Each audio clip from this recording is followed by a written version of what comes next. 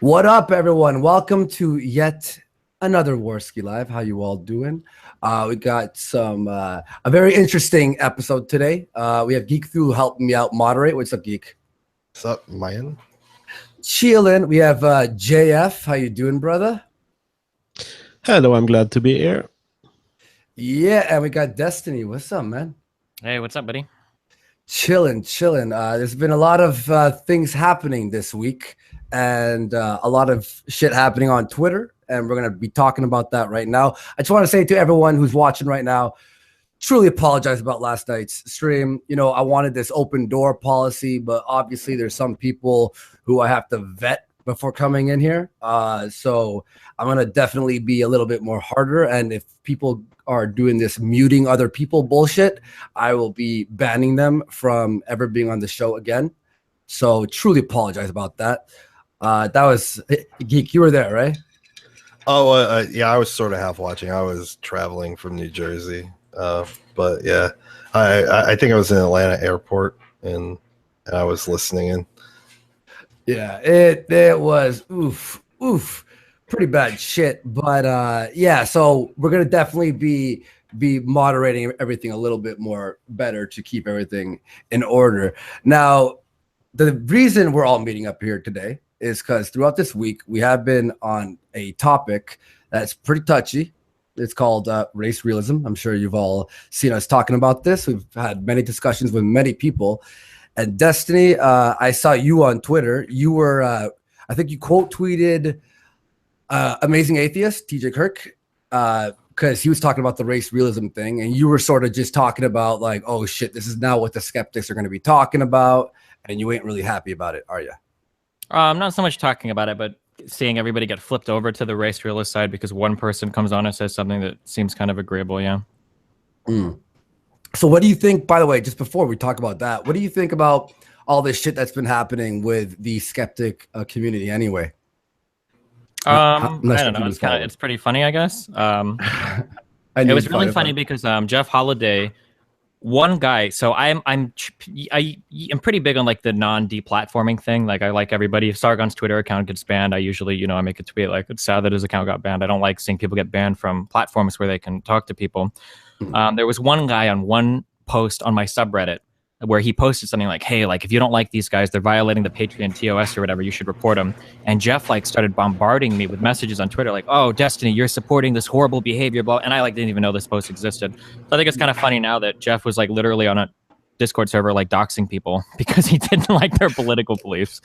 But yeah, I mean, I don't know. Crowd was always kind of dumb, I guess. And watching the whole Discord server blow up was pretty funny. I don't know what he thought would happen. I mean, if you guys have been on the internet for any appreciable amount of time, you know that you if you tell a secret to like two people, like that shit's going to be leaked at like 3 days fucking tops. So the idea that he could have a whole Discord together like doxing people behind the scenes and he thought that would never leak is like hilariously naive. I don't know how old Crowd is. Maybe he's a younger guy so he doesn't have as much time on the internet or something, but yeah, I don't know, that's pretty funny to me. Yeah. Well, there were people in there that knew like this is eventually going to get out. I mean, Wazlee was just like, hey, this is going to get out. It's going to happen. It's just a matter of when. He was like, maybe change it from targets to people of interest. Is that cool? Like, I don't know. Like, I don't follow it too much because it was kind of boring. But like, what was the point of the targets of interest? Why were they even collecting that information? Because they had no argument.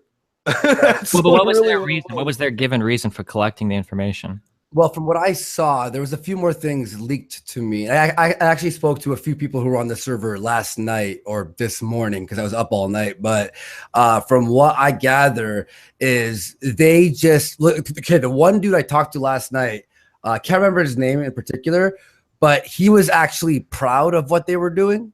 And it was like 7 a.m. I was like up all night. And so I was too tired to yell at him. But he said he had nothing to do with doxing, but he found it funny. He just he's like a communist, anarchist, and he wants to watch the world burn. So he found it pretty fucking funny. But so I was asking him information. Like I was just like, why were they doing this? And he was like, it was just to destroy their lives. It was to pretty much just get them to not talk about what they are talking about, like any means necessary. It was pretty much we don't have a debate here. We're gonna just fucking just ruin everyone. He found it hilarious, and I was just like, dude, you're making your side look bad, right? Because he's extreme left, beyond extreme left, and I'm like, don't you see that this actually hurts you in the long run? And he's like, yeah, I don't care. And I was just, all right, fuck. But yeah, it was pretty much to dismantle people and their lives. In fact, one thing that was leaked to me that I haven't leaked out because the person asked me not to, was Kraut saying something along the lines of all these guys are going to be on the side of the road selling magic beans and they're going to be begging everyone for mercy and all this shit. So it was definitely, yeah, it was a malicious intent. I was reading out this to someone privately last night, the entire thing, and they're just like, what the fuck? Because it's just Kraut pretty much. And the person was actually, the person who was arguing with them, who was in the server, he's like, guys, we should hit their arguments. Like, this is not going to be good in the long run. And then he sent me a video of Jeff, who was on his cell phone in the car, and he's just like, you don't know what you're talking about. We have to do this. This is how we have to do it because they're like dirty people. It's from what I've seen, all the stuff even behind the scenes, it's worse. But I think Jeff's got enough fucking hammering this week that, you know, like it's just beating him while he's down at this point. Sure. So yeah, I'm sort of like, well, this whole thing. The thing that bothers me is like, and I mean, I really don't care that much, but like, if I did care a lot, the thing that would bother me was more that Jeff didn't just kind of like own it. Like, all right, like, listen, dude, like, we had a fucking server, we doxed some dudes. It was a really stupid idea. I admit that it was dumb, but it was more because I watched a little bit of it and it seemed like he was hardcore doing the trickle truth thing where he was like, well, I didn't really do any of this or that. And then like something would get leaked and it's like, well, Jeff, you were kind of involved in that. And he's like, okay, well, we did a little bit of that, but I didn't do any of that. And then something else, it was kind of like that kind of shit. Yeah, he lied to me twice on my streams. Yeah. And then every day Zeph would just leak something out. And then his apology, pretty much when Medicare released his video, Jeff's apology was like, it was just an obvious lie. It was just like, you're like, oh, dude, yeah, like I would have respected Jeff a lot more if he made a 5-minute thing. This is what I did. I'm going to step back for a bit, do some self-reflection, and I'm going to learn from this mistake. Everything would have been fine. And now it's just his subs are fucking bleeding and his respect is tarnished, you know? Yeah, he was just trying to soften. He was just trying to soften the whole event in order to just minimize, you know, people's concerns about it. And he should have had like a 5-6 minute apology video, not this hour long. Let's make excuses and try to justify what you did. And then at the end, just kind of admit to what we know, because who knows, more shit might come out and we might see Jeff have more of an involvement. And from our experience with him, I mean, he's continued to switch his footing as new information comes out. So like, why should we believe what he's admitted to right now? You know? Yeah, that's the problem with trickle truth, right? Is that after you get caught 2 or 3 times, people will just assume the absolute worst about you, because it's like, okay, well, what else have you not told us? Yeah, it's fucked. Have you seen the one thing we were talking about the other day? We were and JF, I'm not sure if you saw this as well, but did you see the new guest lineup of Kilroy? No, is there a guest lineup left? Yeah, they released it, and it's literally down to 11 people. Pretty much everyone dropped out, and I think so. Roaming Millennial and Christina Hoff Summers are the biggest speakers there, and then everyone else is like people who have like 2,000 followers on Twitter. It's like the Remember the Titans of fucking guest speakers. You know, it's like the A team got killed in the fucking plane crash, and now we've got these guys. Jeez, that was a fucking shit show. But of course, this all led into the topic of race realism, because that was essentially what the server was about. So then we started digging deeper into this, and then I got JF on a few times, and then we started talking about this subject. And now, Destiny, you don't seem none too pleased about this. Yeah, I guess if we want to hop into that. So my main problem with this kind of stuff is you've got normative claims and you've got descriptive claims, right? So on the descriptive side of things, you describe scientific fact, right? Like the house is blue, right? And then on the normative side of things, you have what we ought to do with the house, right? So let's say the house is blue, so we should destroy it, right? The normative claim that we should destroy it is a claim of what we ought to do with it, and then the descriptive claim is that the house is blue. The problem that I have with people, especially JF, is that it seems like what happens is we get a whole bunch of really toxic normative claims that are built off of descriptive claims. So, for instance, there are people that believe that race is real. There is a huge difference in IQ between black people and white people. Therefore, people like Terry McCarthy or the alt-hype will say things like, we need a white ethno-state of the US. We need to get rid of all of the brown people. And then when people challenge these kinds of assertions, these normative assertions, people like JF will show up and they'll defend the descriptive claim without really commenting on the normative. JF will show up and he'll say, oh, well, the science is kind of correct, or in some ways he's kind of correct that race is real, but then they never make any kind of comment on the normative side of things. That's my pretty big problem with it. Yeah, you were saying that the main issue you have is now people are starting to say race is real, therefore, and then the extreme right will start saying things like maybe we should remove a certain race out of certain areas to better the society that we're living in. And that's something you obviously have a problem with. And I want to say right now, for people who are watching who may be alt-right or whatever, while I believe race is real, I am saying in no way that we should judge someone based on averages, based on what we think their IQ might be. We should treat everyone as an individual, because it's just inhumane, in my opinion, to take an average and then fucking banish people because of so and so. And I just think that's fucked up, in my opinion. So I'm kind of curious, just when you say that, just based on your conversations, when you say race is real, can you elaborate on that?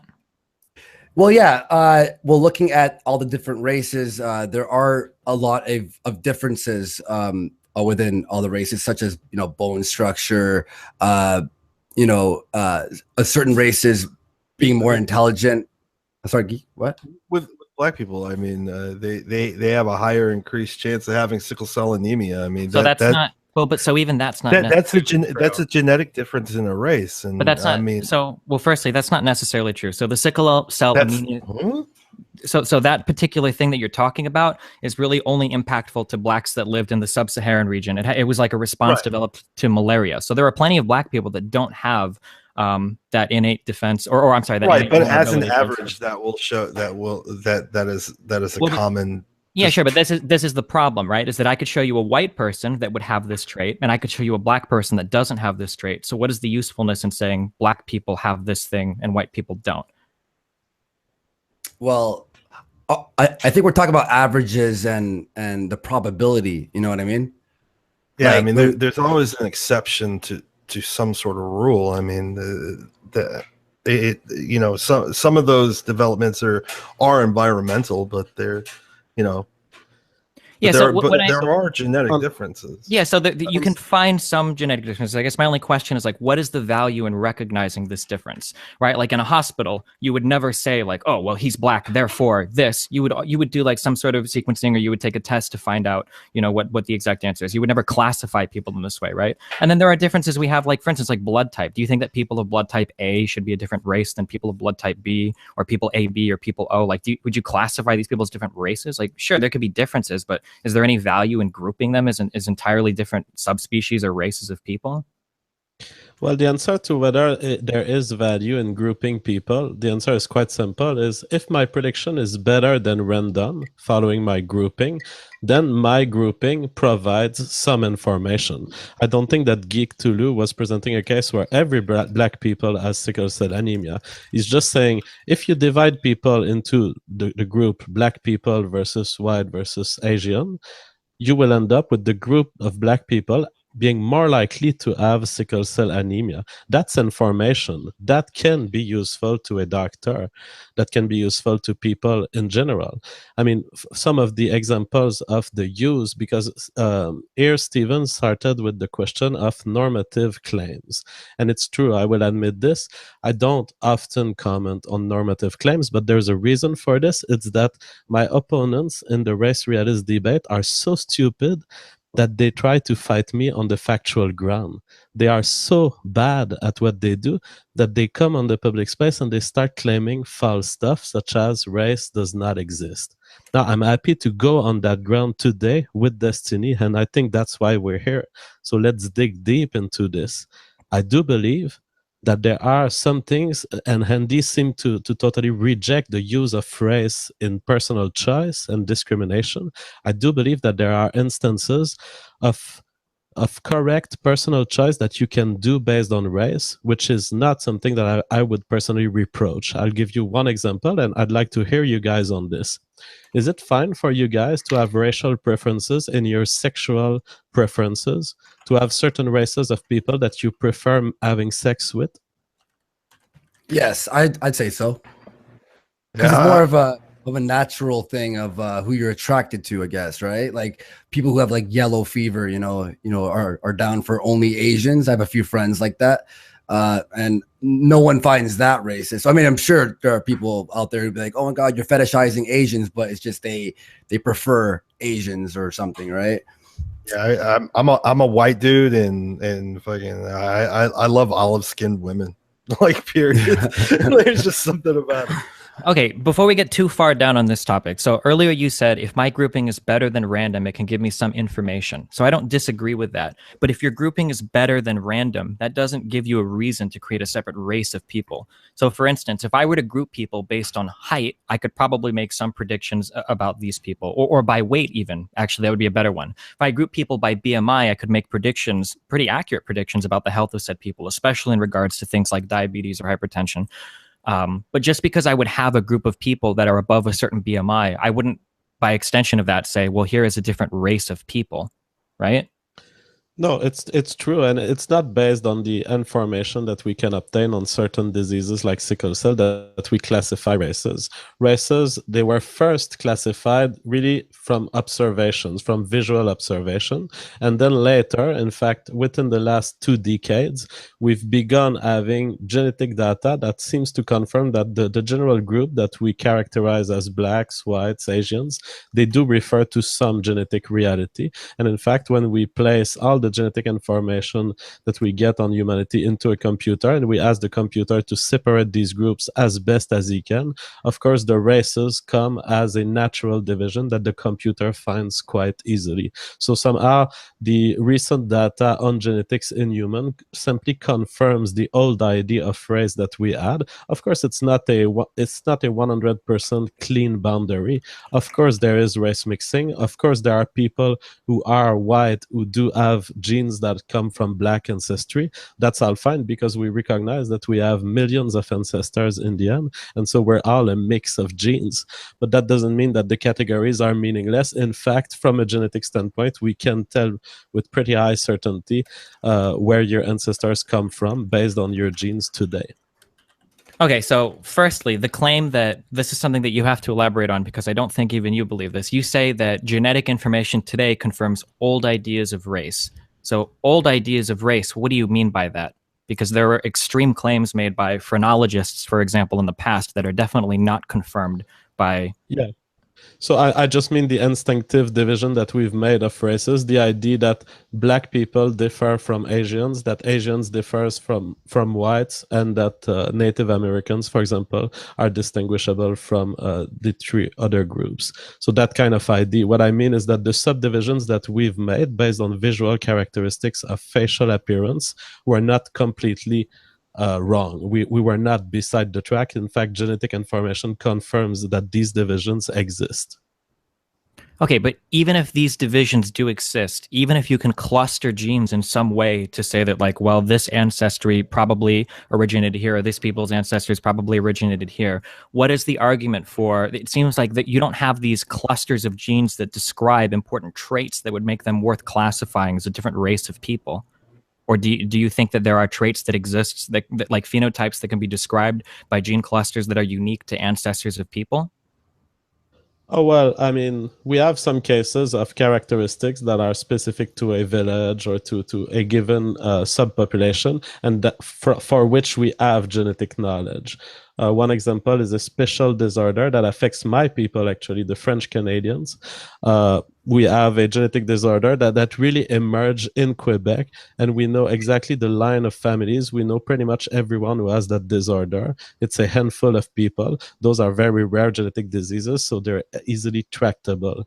There are other features that are more complex for which we don't have single genes, and in fact we know that we probably won't ever find single genes because we know that the behavior is too complex. IQ is one of them. So IQ, we can measure it across races, we can make averages across races, and it's pretty established at this point, and I'd like to hear if you disagree. It's pretty established at this point that the Black and Asian and white IQ differ on average.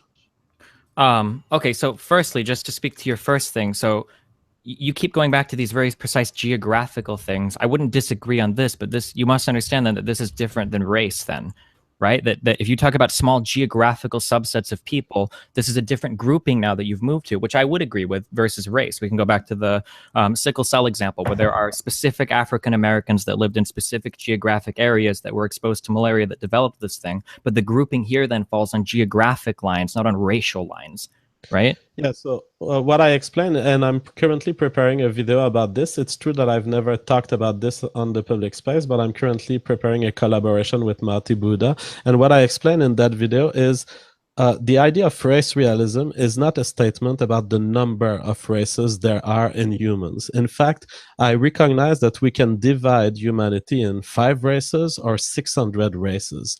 It's just that as you progress between dividing it in 5 and dividing it in 600, of course, you're going to observe different phenomena. First, if we divide it in 600, we are all mixed race in some way.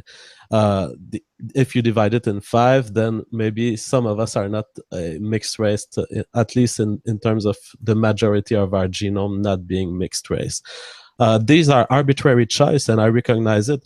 The reality of race is not the fact that there are X races. It's the fact that genetics in humans are clustered, and yes, they are clustered at multiple levels, at the very local level and very limited in time, like 100 years ago, and also at the very macro level over hundreds of thousands of years in terms of separated lines of ancestry developing over these hundreds of thousands of years.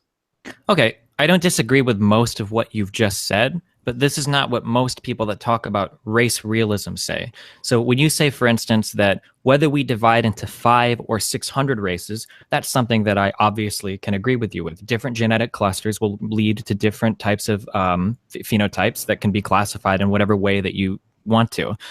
When you speak to the idea that IQ is something that is incredibly complicated. It's the amalgamation of tons of genes scattered across the genome. That it's very hard to pinpoint, which clusters even contribute massively to intelligence or variance in intelligence. These are things that I would, of course, agree with. But the race realists don't usually make these claims. Usually the claim is we know for a fact where intelligence comes from. We know which genetic clusters can be attributed to intelligence. And we can point to Black people or white people and say that white people possess more of these genetic clusters that make them more intelligent.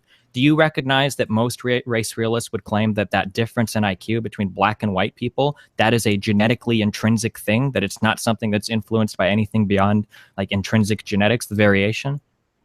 Well, you've listed a couple of things there, and I disagree with your characterization of what race realists say. For example, what I consider to be one of the best race realist speaker in the entire internet is Alternative Hypothesis.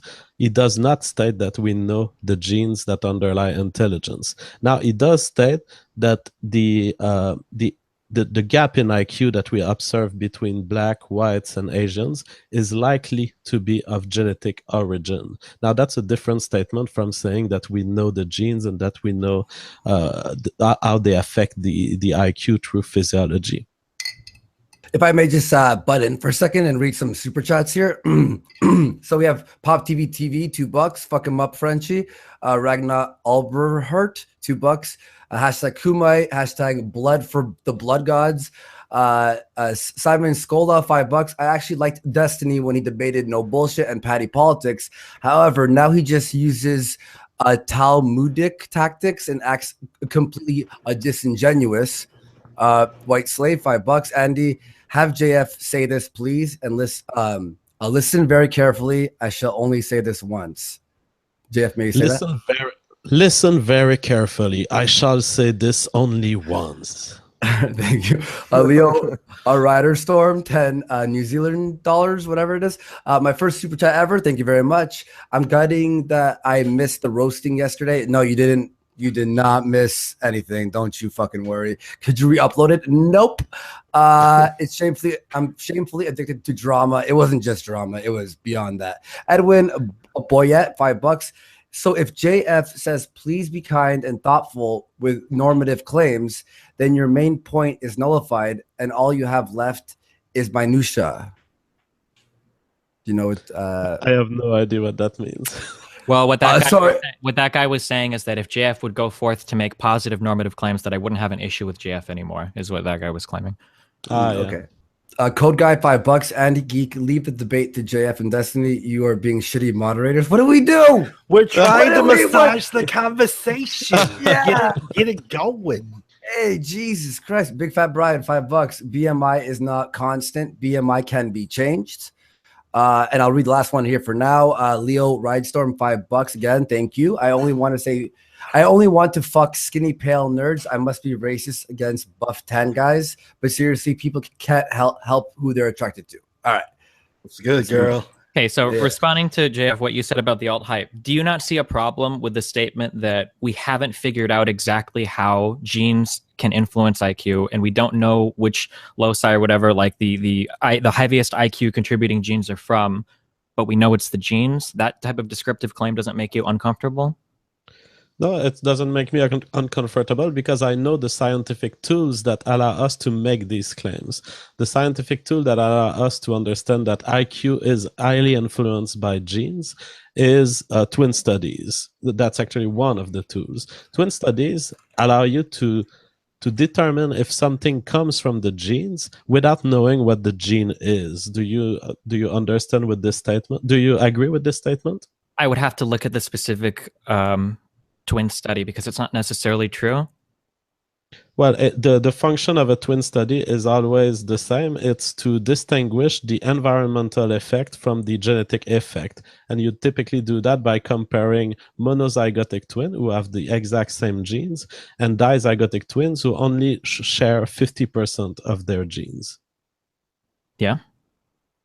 And so if you have two individuals that are literally the same individuals from the genetic perspective, and you raise them either in the same environment or different environment, you have essentially an experiment of nature. You have what happens to the exact same genes in two different conditions. Whereas when you have twins that are dizygotic, what you have are twins that do not have the exact same genes, and so you have an experiment where nature can have an effect on two people who are different at the genetic level. And so this allows you to tease out the difference. It allows you to tease out the effect, the percentage of effect that you could expect from the environment and the percentage of effect that you can expect on the trait from genetics. In an ideal circumstance, sure, depending upon your shared and unshared environment, sure, yeah. I mean, I understand that the theory behind like a twin study. I'm just not aware of like the definitive set of twin studies that have ruled that difference in IQ can be explained due to genetics.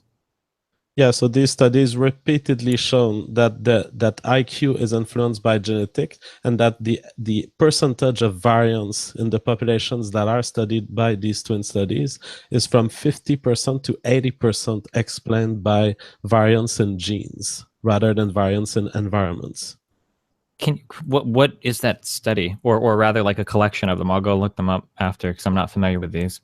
Yeah, well, I can send you a link. The alternative hypothesis actually keeps a list of all of these studies. So, hey, Destiny, did you say someone? Hang on, someone. David Cedarwood, he threw $2. Thanks. Destiny said that he'd be fucked if alt hype was on a stream. Did you say that? Probably at one point in time, yeah. The descriptive is like very, very difficult to discuss here, and I'm just like starting to get into all of it. So, yeah. So, what's your thoughts on this? Because, like, I mean, like, do you believe that race is not real? So, well, my problem is twofold. My problem mainly lies in the normative claims, where people like JF or people like alt-hype will go on to say that ethno-states should exist.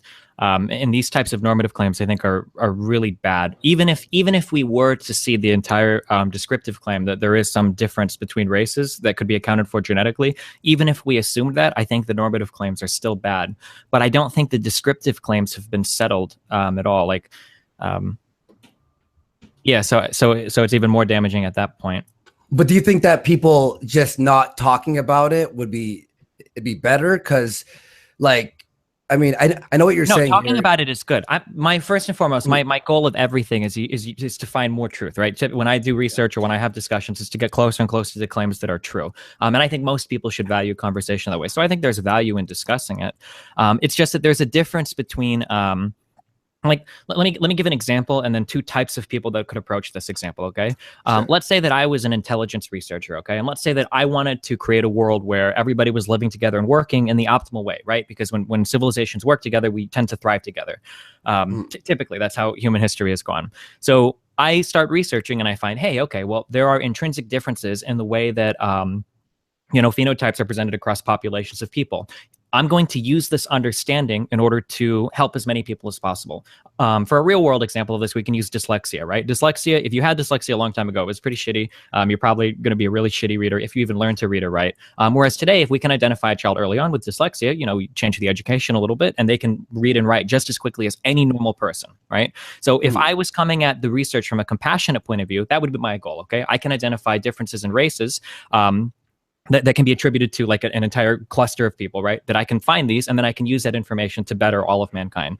The problem is that people like Ryan Falk look for these differences and their ultimate goal is usually to exclude groups of people, that they want to forcibly remove people from populations. So they want to see people separated out from white people, that they want to create like a white ethno state that only has white people. And they want to try to exclude as many people as possible. And I don't think that path forward is a healthy path for the entire planet. It just doesn't seem to work as well when you've got countries that are fucked and destable and all sorts of things like that. Yeah, I'm with you on that. Like, for sure. I want people, like I started the stream by saying, like, I'm very against a white ethno state. I think But people like Ryan Falk, people like Tara McCarthy, people like, I could go on, the Lauren Rose, there are tons of people, Lauren Southern, there are tons of people. Everybody that has made this claim, like, we must abandon civic nationalism, like all of the alt-hypothesis guy, JF to some extent has been on videos saying things that he would be okay with an ethno state. There are lots of people, though, that do go forth with that normative claim that an ethno state would be a preferable thing. And then they base this off of extreme descriptive claims, like, all of the variance in IQ between black people and white people can be attributed to genetics. Therefore, get all the blackies out of the country so that we can have our pure white ethno state. But I think that there's lots of straw men in there, and so I'd like to dig in there and also ask you guys back the question, because Steven has still not answered my question whether it's fair for someone to have sexual preferences for certain races. You two have responded, but not him. But on the question of the ethno-state, I don't know that these people are necessarily saying that we would exclude people violently, which you seem to be suggesting. At least that's not what I've ever proposed. I believe that an ethno-state could be established in a pacific manner. And I will say that on another show, on your show, Andy, we were discussing about the fact that white civilizations have improved the entire world, whether we like it or not. We were discussing this in the case of Rage, and our claim that the white man has actually improved Africa. Africa today wouldn't be as good at it as it is if it wasn't that there was a white civilization in Europe developing and producing technology and producing models of law, models of individual liberty. Don't you guys agree that in the history of mankind, white ethno-states have actually led the path forward for individual liberty, for democracy, for advancement in technologies?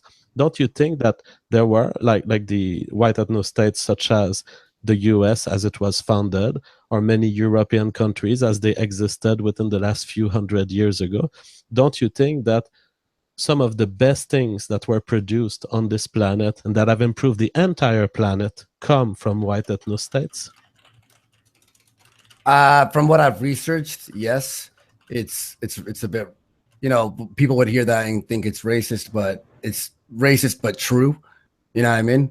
But where we are now currently, and where we have like where our Western civilization is now, I believe that we could obviously all work together. But I understand what you're saying, JF. Yeah.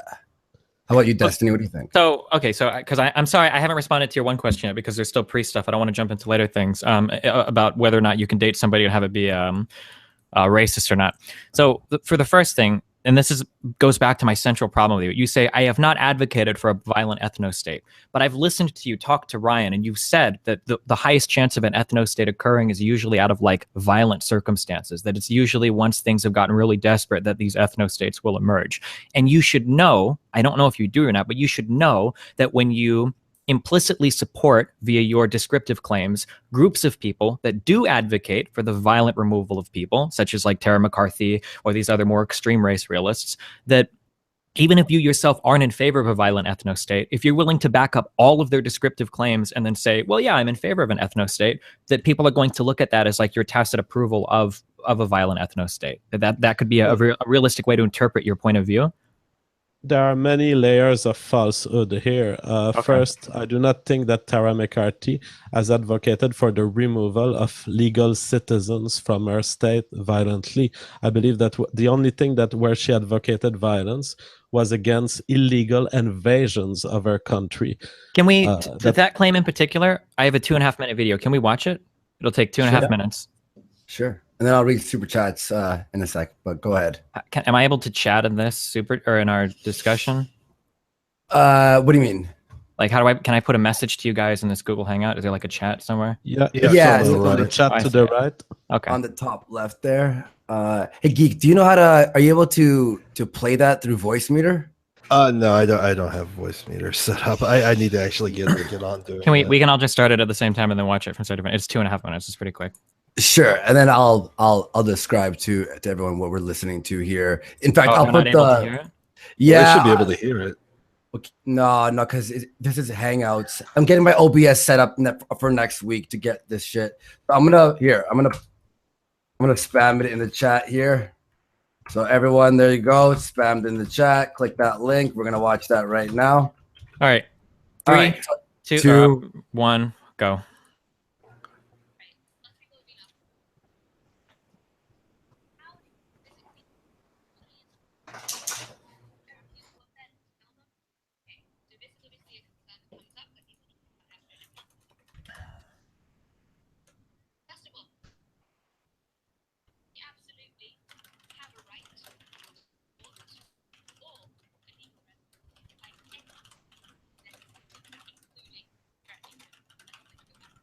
Jesus Christ.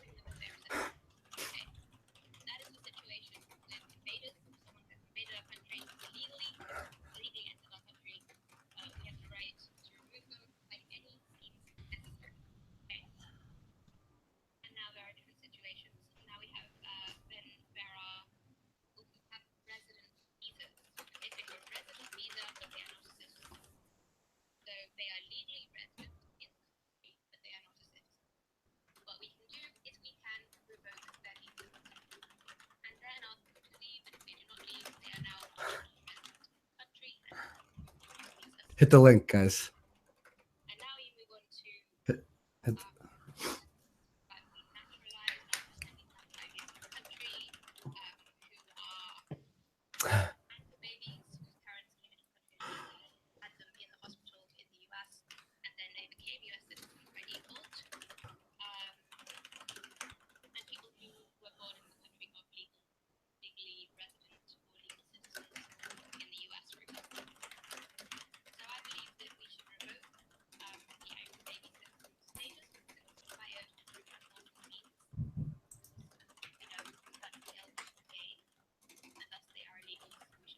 Jesus.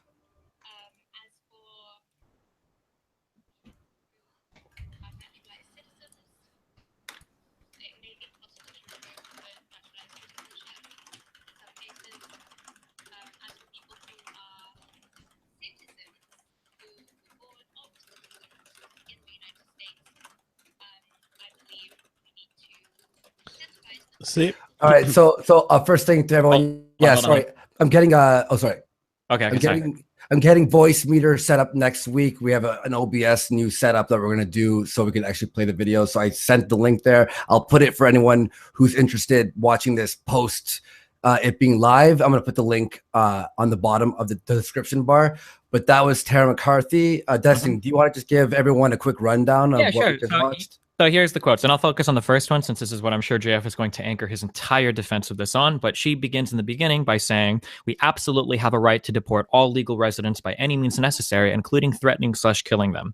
Now, I'm going to guess that JF, are you going to say that, well, she's talking about illegal residents, so that makes it okay? Is that what your response would be to that? No, I'm saying that she is entirely correct. Yeah, she is correct. You have the right to remove through physical force someone who invades your country. She is absolutely correct. In fact, hashtag Tara said nothing wrong. Sure. So by quote unquote invade your country, she is talking about people that are naturalized citizens and people that are actual citizens, people that have visas, all of these types of people she would consider invaders. So let's say you have two parents who are American citizens and you're born to them and you're now an American citizen, but you happen to be Hispanic. JF believes that Tara is right in saying that they should be forcibly removed from the country. That is your claim? No, I think that you missed our caveat at the end, which is that if the invaders are legal citizen, that they acquired citizenship legally, and she really distinguished between legally and illegally. She said illegally, they should be kicked out. Now she said legally, we will have to try to encourage them naturally to leave the country. In other words, she's appealing to our libertarian principle on that question, and she's saying we're going to have to convince them that they should leave, but we will not be able to force them to leave. So I don't know how she ended that because it stopped in the middle of that sentence. I could bet she would go on to violence, but I can't deductively say that. But what about in the sentence before where she says that people who are naturalized citizens, that their citizenship can be revoked? Yeah, so she was talking about a specific subset of natural citizens who have been, in her view, naturalized illegally. Now, she was talking specifically about what? Yeah, in her view, the anchor babies are being naturalized illegally, and she has actually a good legal foundation to claim this. Anchor baby is when you come into a country, you quickly make a baby in the hope that this baby will allow you to get natural citizenship quicker because of immigration laws that are more understanding for parents, and especially for parents of a child who is born in the country. So in our view, it is an illegal act to make a baby knowingly for the purpose of getting citizenship in a country. It's an act of invasion, and in our view, it should be called out for the illegality of it, and it should be considered an illegal act. In fact, technically, it is an illegal act if you plan it in a criminal fashion. But in practice, it is very often the case that these acts cannot be prosecuted simply because you cannot have evidence of intent very often. May I just butt in for 1 second? I just want to tell the audience, I've decided that I'm going to read super chats at the end of the show so I don't interrupt these two in their thought process. And secondly, so sorry about that, but I will stick around for a half an hour after the show's done to hang out, read the chat and stuff. And so just going to do that so I don't interrupt too often. As well, Tara McCarthy is watching in the chat right now. Tara wants to come in and swing on by. Would you guys be all right with that? Because I think if we're going to be talking about her point of view, it might be better just to have her in. What do you guys think? I think JF can probably defend her point of view better than she can. She's not very intelligent. I think JF would do a better job.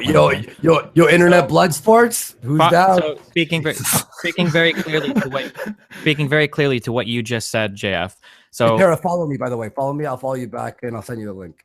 So JF, your defense of her saying that we should deport illegal residents is that it's up to her to define what illegal is, because she clearly separated the category of naturalized citizens via the anchor baby stuff, which is something that you can say you want it to be illegal, but it's not illegal. It's part of the immigration policy of the United States right now, whether you like that or not. And then secondly, she differentiated and said people that were naturalized through other means, she would have them deported forcibly as well, because she considers them to be here, quote unquote, illegally, where that word illegal doesn't mean legal by legal definition, but legal by whatever her personal moral law or whatever is in regards to these issues.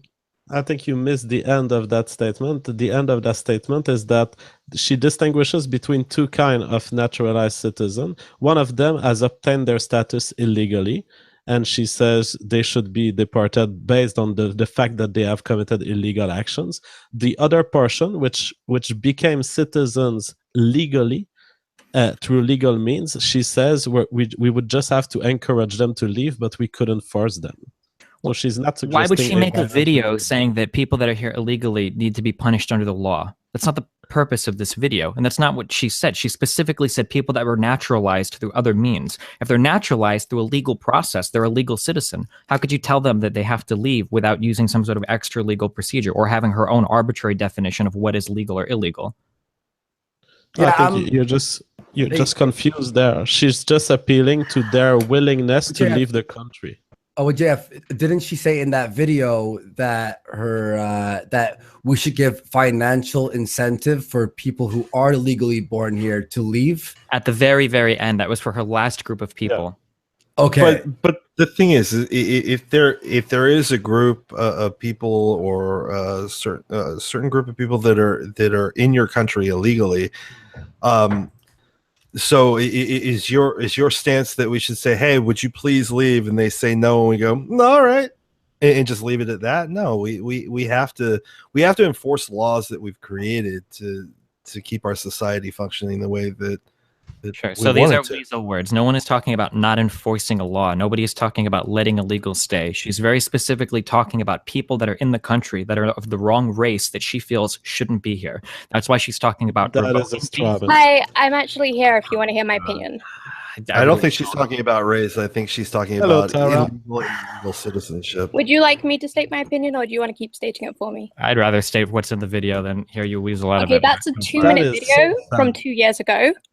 So, I stand by deporting illegals, and that is done. Everybody does. Nobody cares. Move on to the interesting part.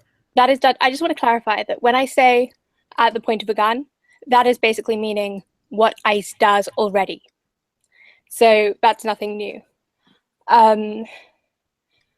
But yeah, I want to do things in the most amicable way possible. And actually, the primary way that I want to do things is through incentives, through basically paying people to leave. And so what do you do if you have, let's say you get two Hispanic people, they come from the country of Mexico, they come to the United States legally, they get naturalized, and then they have a child, and that child says, I don't want to leave, even though they're really, really, really brown. How do you get that child out of the country if they won't accept a financial incentive to leave? To me, that's not an issue. I just want to reverse the trends. So if there are some people who really want to stay, it's not a huge problem to me. It's more like, which way are we going?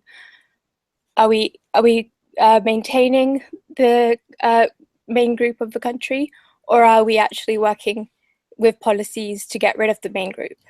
So what groups of people are you focused on getting rid of and keeping? I want the primary ethnic group of the country. What is the primary ethnic group? What do you mean by that, ethnic? Well, in America, it's whites. White people. White is not an ethnicity, dude. Do you mean Scottish people? Do you mean British people? Do you mean Anglo-Saxons? I think you're being dishonest. I think what do you mean all am I being understand dishonest? what she means. She means Caucasians who form the majority of the United States. That's okay. So somebody like me whose background is 50% Cuban, am I white enough to stay in the ethno state, even though half of my background is Cuban? Or what about somebody like Nicholas Fuentes, who is half or a quarter Hispanic or whatever? Are these people white enough for the ethno state?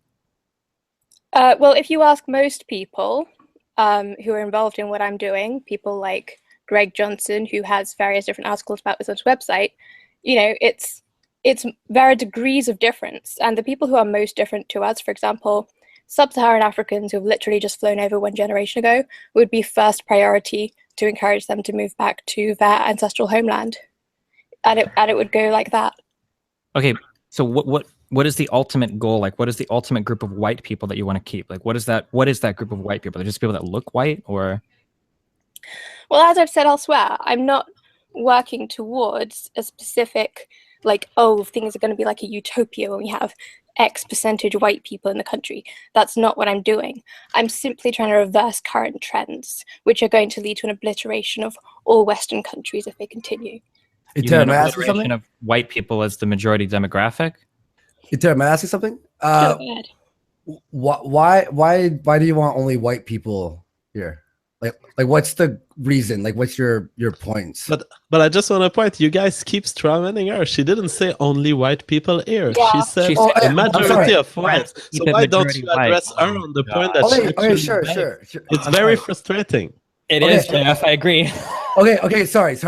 So who do you want primarily to leave? Because what I just heard you say, and this is all right, calm down. I'm hearing is that you want mainly Caucasians here, right?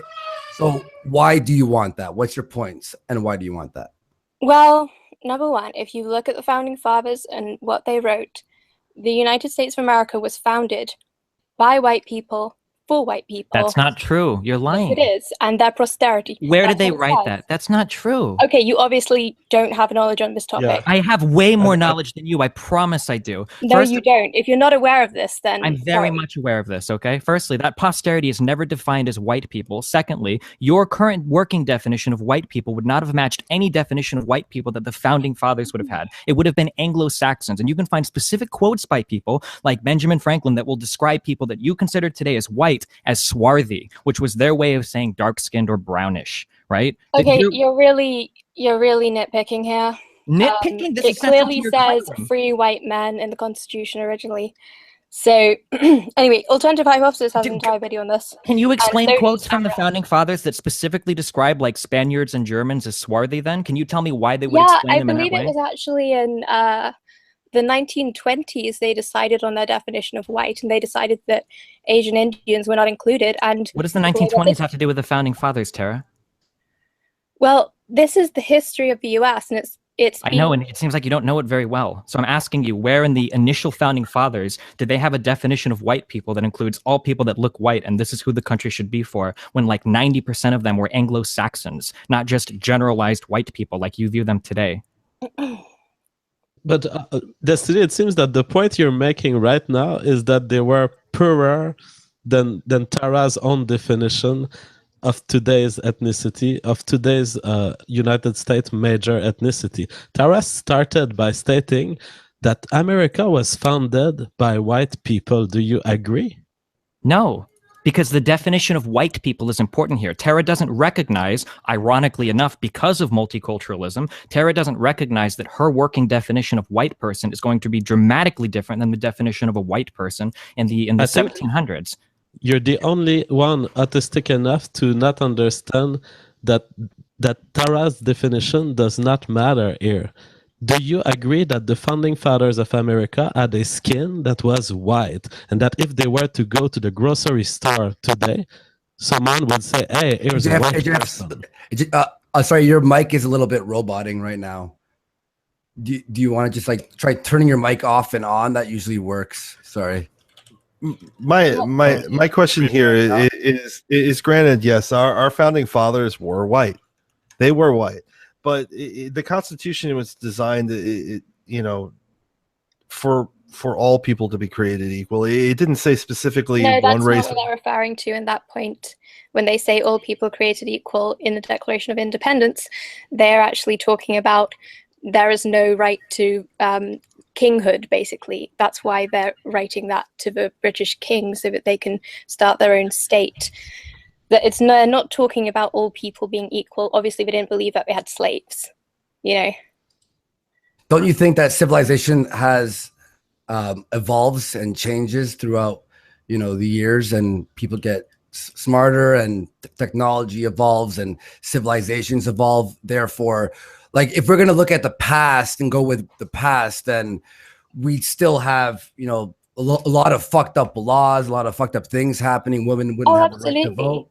But it would be a complete fallacy to say just because something is an older practice that it's therefore wrong. I think you'd agree with that. I mean, yes, there have been some messed up things in the past, but yes, there have been also lots of things that actually work in the past. And I happen to believe that one of those things that works is having ethnostates, which is the norm for all of history. Multiculturalism is a modern experiment that's been happening since the 1960s onwards. And from what I see, it creates far, far more problems than it does benefits. Well, wasn't ancient Rome a multicultural society? Yeah, I think that's the reason it fell. No, I think this is a lost argument. Yeah, no, this is a lost cause. Do you consider white people, or do you consider Jewish people white people? I'm just curious. Well, from my interaction with Jewish people, it seems that they don't consider themselves white, so I think it would be unreasonable to consider them white. Okay, so if they considered themselves white, you would consider them white? What about a Hispanic that considered himself white? Would you consider them white because that's what they consider themselves as? You dodged that question magnificently, by the way.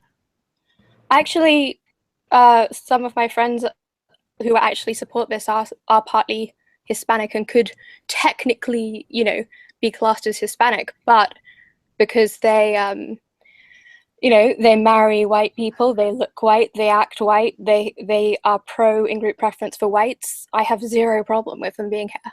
Okay, so let me ask this one more time. Let's see if I can get yes or no. Let's say you have a group of 100 Jewish people and they actually consider themselves white. Do you consider them white then? White enough for your ethno-state? I wouldn't have a problem with these people so long as they are not practicing in-group preference for their own group. It's when they would consider themselves white, so they would be for the whole white group. Yeah, if they're in-group preference for whites and they look white, act white, etc., that's fine by me. What if you had like the milkiest of milky brown person that would consider himself to be somewhat white? Do you think this person passes for your white ethno-state as long as they advocate for the white cause? Yeah. Okay, that's what I'm saying. It sounds like you're accepting of multiculturalism as long as the person like this. Now it sounds like we're getting into like civic nationalism, right? Where if that person, no, that's for goodness sake, Destiny. I can't believe you. Can you actually think straight? Like, or are you just destined to strawman me forever? You're telling me that black people. You're telling me that black people that have milky skin and Jewish people can identify as white people, and now you're asking me, are you serious? About people. Well, if they have white skin. It's likely that they have. To me, that Tara has been maintaining a radically consistent view from the beginning of that interview. She said at the beginning, our priority should be to exclude full-blooded sub-Saharan Africans who came here from one generation. I mean, it seems that this girl understands what she's talking about. For sure. But that's not the majority of people that they're talking about deporting from the United States, JF. They're not talking about finding all of the 100% pure-blooded sub-Saharan Africans and rounding up the 100 of those that exist in the U.S. They want to take it much farther than that and talk about the Hispanic people that are living here, the black people that are living here, and then incentivize them to leave as well. They're not talking about only sub-Saharan Africans. Is working at reversing a current trend in immigration, just like she stated right at the beginning. That's what she's interested in. And then you're pinpointing on special example and trying to catch her on the details. I'm not trying to catch her on it either. I'm just curious what her working definition. There will be ethnic diversity in the white ethno-state. Okay, Destiny. So let me explain what I'm doing. You are welcome. It's okay, because you're a little slow, and I understand you're having trouble following along. So she said that she wants to keep the country a primary demographic by discouraging people that don't fit within that demographic from coming here. She wants to, as you said, reverse trends, right? So what I'm curious is, what is her working definition of white? Because I'm curious what trend she's trying to reverse. That's why I'm asking questions. Do you consider this person white? Do you consider this person white? So that we can get on the same page about the working definition of white person that she's using. Because up until this point, because to her own benefit, she tries to keep that ambiguous so that people can attack her position. And you're, of course, jumping to her defense because you want her to keep it ambiguous as well and only look at like the most extreme examples that everybody can kind of agree with. I'm trying to establish what her actual plan is.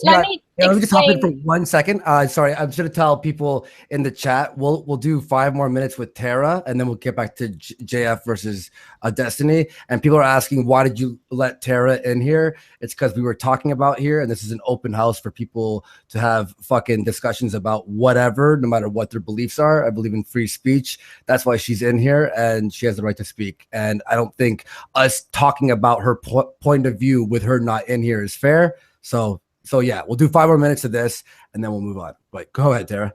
Yeah, so most people who I know in this community, now you do get really crazy radical people who I'm actually not one to associate myself with, but most people who I personally associate myself with and my personal view, but the reason why we're ethno-nationalists is because we actually don't believe that most people from certain groups such as sub-Saharan Africa, where the average IQ is 70, and there are many other differences as well. It's not just IQ.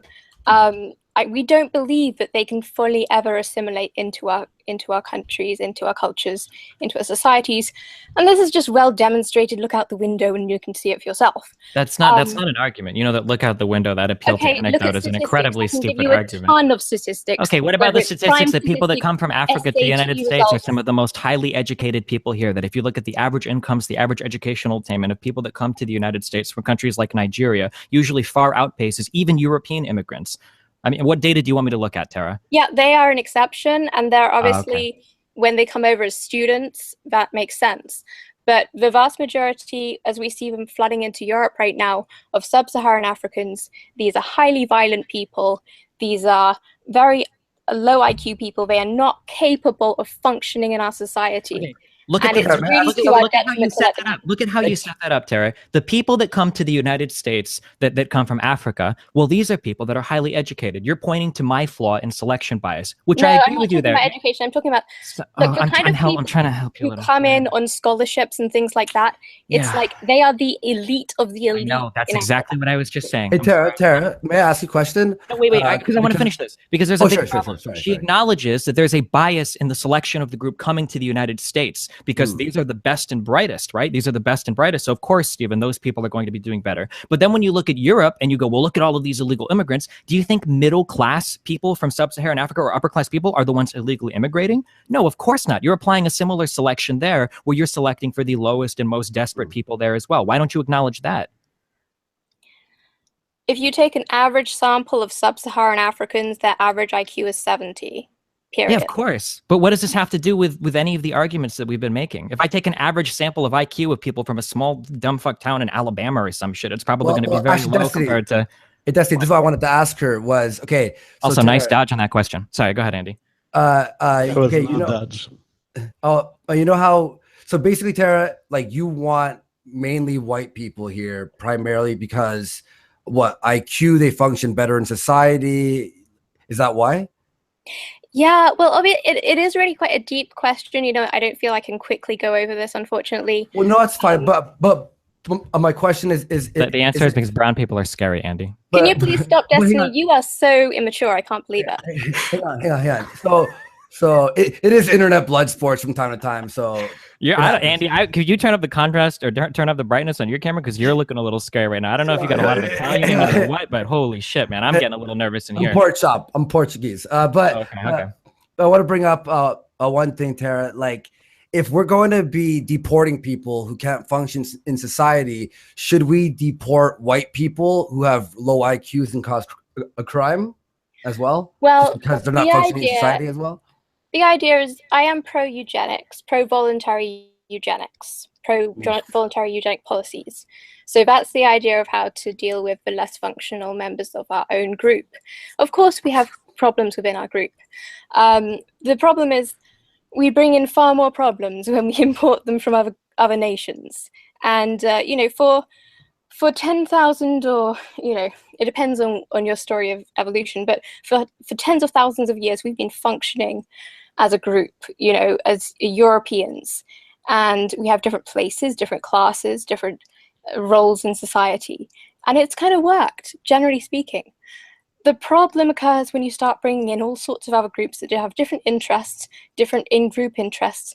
They are competing with the main group, and they are working to the detriment of the main group, which is us Europeans.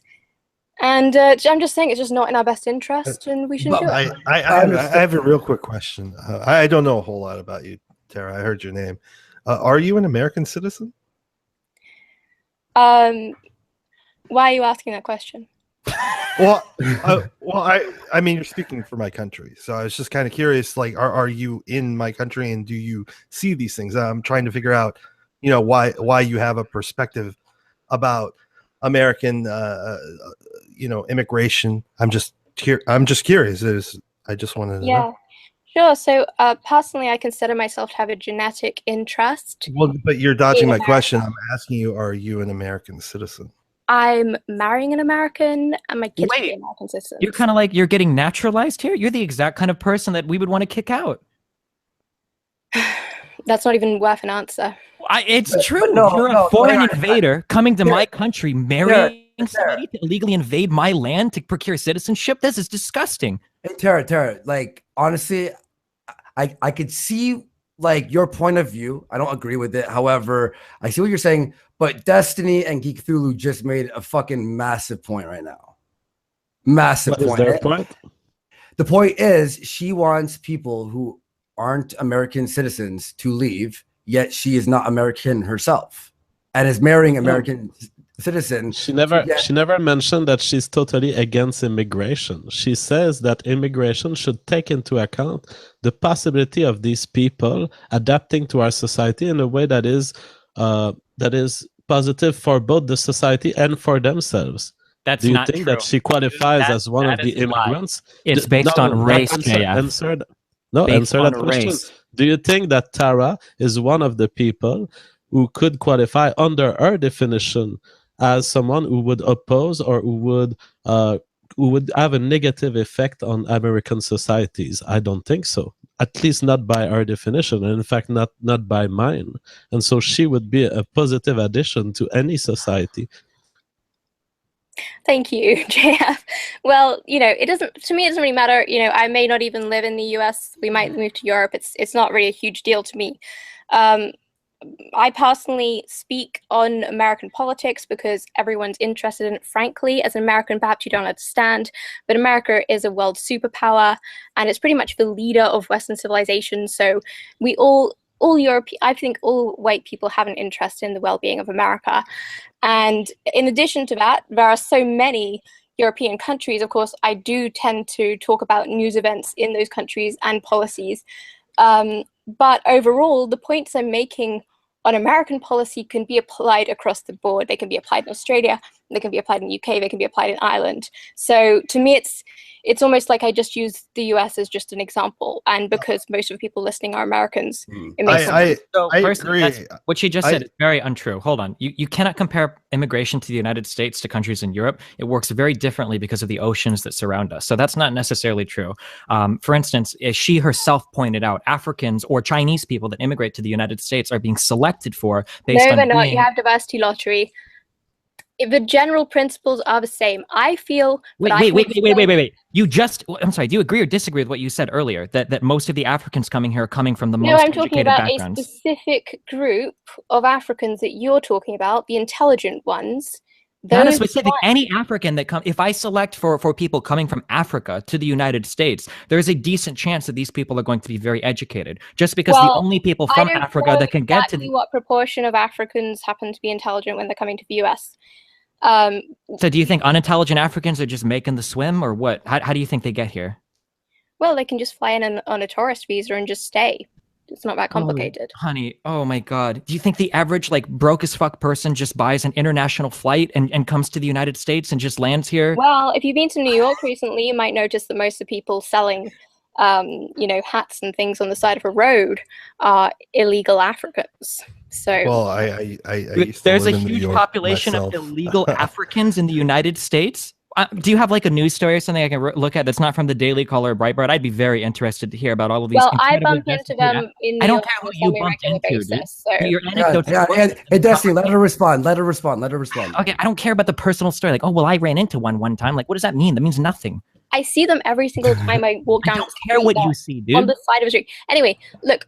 Do you see them in New York as well? Nitpicking and irrelevant. You're not talking about the real issue, which is, should European people of European descent who have created countries, whose ancestors have built countries, should they be giving these countries away to people who actually despise them in many cases? Sure. So here's the real issue. The real issue is we all share this planet. We're more connected than we ever have been. It's in everybody's best interest to make sure that everybody is working together and functioning as well as possible. That's the real issue. This fantasy that, and I take issue with this. My ancestors built fucking Europe. What the fuck did you do personally? You haven't contributed to the construction of your country or the creation of a government or the revolution to establish a new anything. Okay, as I'm sure JF can explain to you, genetic propensity to certain actions is, it's literally in your blood. What your ancestors have done, you are more capable of being able to do yourself. Oh wait, hang on.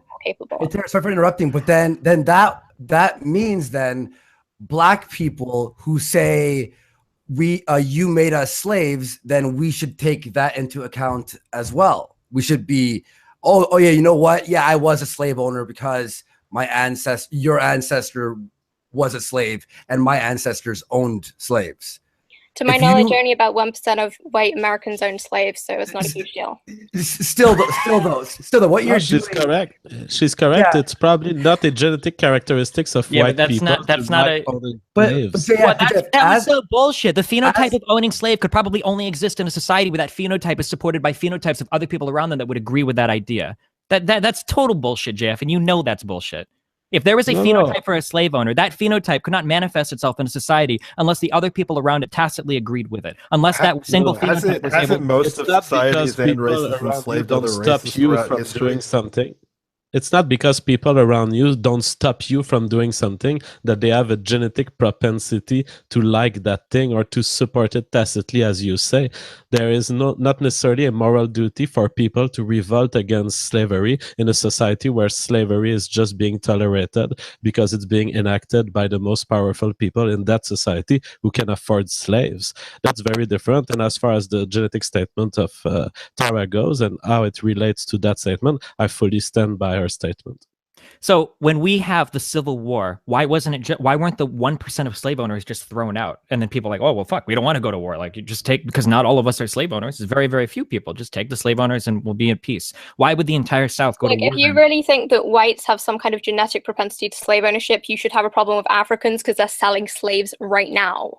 I never said it. You're the one that's talking about how we have a genetic propensity to form stable governments. Well, okay, well, you're just being ridiculous. Well, okay. I think we should probably move on from this. Okay, thanks for having me on. Yeah, no worries, Tara. Thank you for being on. I appreciate that.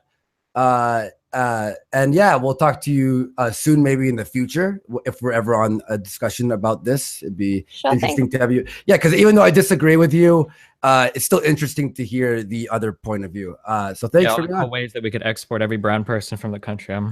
Hey, but Destiny, but isn't it traveling as she leaves? Destiny, this is simply classless. Seriously. I would just like to say, just before I leave, actually, please can everyone not listen to what Destiny says I say, because it's not true. And I personally, this is actually a problem for me, people spreading rumors about what I'm saying. I'd rather you just come and listen to what I have to say, take it from my own mouth, and feel free to ask me questions anytime on Twitter or whatever. I'll answer you. Fair enough. I totally agree with that. Yeah. I hope that Twitter video or whatever was posted in chat. I think that she speaks pretty well. I think it's not very hard to divine like her intent from her words. Although people like JF will always be here to twist them in whatever way he sees fit. But ladies and gentlemen, I would like to call 1 minute of silence, because in this whole interview, I learned something that really teared my heart apart. What's that? Tara McCarthy is getting married with someone else. It's hard. It's very hard. So, Andy, or the situation? Andy, I'm just curious, in looking at you and listening to, were you able to listen to the entire video? Yes. Right. So it's pretty obvious what she's getting at, right? That she wants to deport as many brown people as possible to keep like kind of a white. No. Destiny, we started with a whole straw man here. She came here, explained her view, and now you're going back to the straw man after she left. That's fucking ridiculous. Let's have a discussion about the morality of using race as a construct for individual decision and political decision, and stop straw manning Tara. We just spent 30 minutes trying to solve your straw man there. Okay, so Andy, after watching that video and hearing what I heard in the video, now that I have greater context to what she actually believes, like the things in that video aren't as So finding people that have visas, revoking said visas, finding citizens that are naturalized via processes that she doesn't like anchor babies or whatever, and then revoking their naturalization, and then people that are naturalized through other ways, revoking their naturalization, and then citizens and trying to incentivize them to leave because of their race. None of that makes you uncomfortable because she came on and she sounded polite when she spoke?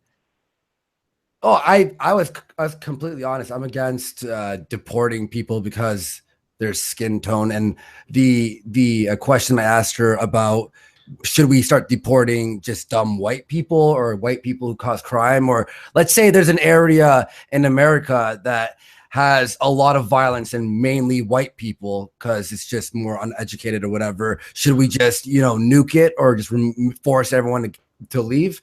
I think that if we're gonna if they're gonna try and make the perfect, utopia, that we should just start taking out all dumb people, no matter what race there are. You know what I mean? I can't take someone seriously that talks about eugenics. Well, this is kind of like what you just said about voluntary eugenics, which is very different. It's a little bit, but not really. But you probably wouldn't acknowledge the similarities. The history of human civilization is voluntary eugenics. If you really want to twist it around, I guess maybe. But it's not really relevant to what we're talking about. Is something that we do on an everyday basis. We change laws so that some people are favored, other people are not favored. We do personal decisions in our reproductive life that influence the frequency of genes in the next generation. What she's talking about, voluntary eugenics, is simply to take into consciousness the fact that we can think about what are the ideal genes for the future for our civilization, and we can try to do our best to select those. I'm not sure I fully agree with her morally, but I think it's a very decent. It's totally wrong of you, in my view, to say that you cannot take her seriously just because she used those words. I mean, out of context, her video, I saw no problem with it. But when I get the context of what she's supporting that video with, it's just she can say the sky is blue, and I can agree with that, and I can agree with some of those things that are in that video. But when I have a greater context of who she is, whether we like it or not, we do have moral a moral thing that we deal with on a societal level, and we have to acknowledge that. But I don't even know what you're talking about. She's talking about making sure that your immigration policy does not destroy your country and does not constitute such a reproductive invasion Can you at least your stop majority rebranding her group cannot words? even reproduce within the next 1,000 years. Don't you think it makes sense to be against reproductive invasion? She made it about race, JF. She wants to protect her group interests that she was talking about. She specifically spoke against when I mentioned civic nationalism. She's not talking about the country. She's talking about the white race in the country. That was why she appealed to the founding. Then why did you redefine it and say she wants country? Then why did you redefine it and say she wants what's best for the country when that's not true? What she wants is what's best for the white race in the country. AJF. What she wants is that the major ethnic group, which is white people, be protected from reproductive invasion. Yes, that's what I mean. Then say that. Don't say what you mean, because you have a really hard time whenever I try to ascribe meaning to anybody. Say exactly what you mean. Use the exact word. That she is talking about favoring group interest, and that group is a race of people, not a country of people, not a collection of people, but a race of people. Review my statement and see that you're divagating right now. But let's read some super chat. Yeah, you know what? Because then I have an idea. I was going to read these at the end, but now that we're sort of in between, I could pound through because there's a bunch of questions here. And also, people are fucking replying me nonstop. The alt hype wants to hop in. Is everyone cool with that? I want to make sure that everyone, because we agreed with JF versus Destiny, and I want to be fair with you. I guess if he wants to, I don't know what the point is, but sure. Okay, yeah, so alt hype, by the way, you have to follow me. Your DMs aren't open. So anyone who wants to be on the show, you have to follow me so I can follow you back, and then we could fucking do this, all right? Yeah, so holy shit, right? This is fucking intense, more intense than I thought it'd be. Let's just pound through a couple of these, and alt hype, follow me if you want to be on for a second. Dick Fingers, $5. If I were coming at this from a compassionate point of view, we'd find the phenotype for autism to help your argument better. Oof. Wild Warlock, $5. Level. What does that even mean? They're just being dicks, dude. There's a few coming, man. I was reading through. I'm like, no, just the irony of commenting on somebody's intelligence without being able to throw together a statement that you literally pay dollars to have displayed on the fucking stream is hilarious. I'm sorry. I just wanted to reflect on that for a moment. Sorry. Go continue. I have people call me a fag for $5. Okay. Yeah, sure. In case people don't know, autism is not a reflection of your intelligence either. If you're a high functioning autistic person, it's not really it's not a learning disability or a statement on your intelligence either. I don't know if most of the people in your chat would even know that, but I'm sorry. Carry on. No worries. I know everyone in the chat, by the way, everyone in the chat, Jesus Christ, everyone just take a breath, okay? Jesus Christ. I'm super calm right now. People are mad at absolutely no, I mean in the chat room, everyone's mad at everyone right now. The moment someone opens their mouth, everyone's like, "Shut the fuck up, faggot!" I'm like, yo, guys, this is interesting. This is cool. Let's talk. Right? Wild Warlock, $5. Love what you've done with your channel, Andy. Stopped watching for a bit, but came back after seeing your apology to Rage and your aim for free speech. Thank you. Crimson Satyr, and then I'll add alt hype onto this. The Crimson Satyr, $5. Normative claim, descriptive claim. Can Destiny talk like a normal human being? Destiny, calm down. Don't worry, you don't have to answer that. Mike M. What did he mean? No, Mike M, $12. I respect Destiny for debating someone who actually studied this. Is Destiny Jewish, and does he know why Jews are so interested in debunking race realism? Well, because we're trying to destroy the white race by spreading multiculturalism to you guys, while we simultaneously reject it in places like Israel. I saw all the Mouthy Buddha videos. Don't worry, I know all the Nazi arguments. Yeah, Hast's Awakening, 10 New Zealand dollars. Nigerians are objectively just as intelligent as the Japanese. The discrepancies we find in current day IQ differences stem from a funky environment that has made Nigerians' brains extremely small. I don't know if that's not true, dude. That's not fucking true. What are you talking about? Look, I love you. Thanks for the donation. True? Ask JF if he thinks it's true. I'm curious. JF? If what is true? Sorry, I'm just okay. back. Yeah, no worries. Let me repeat that. Nigerians are objectively just as intelligent as the Japanese. The discrepancies we find in the current day IQ differences stem from a funky environment that has made Nigerians' brains extremely small. Well, that's actually an hypothesis that is ridiculously based on an hypothetical explanation of the source, but actually in the sentence, he recognizes the difference. So I would say his sentence is self-contradictory and wrong. All right. Kid Gamer, 2 Libras. Can your viewers help me to 1K? Love your streams. Everyone, hit like if you're enjoying this talk. Nakuero, €5. Esa Porto o Genocidio de Rechef. He's saying in Portuguese, he supports the genocide of the French race.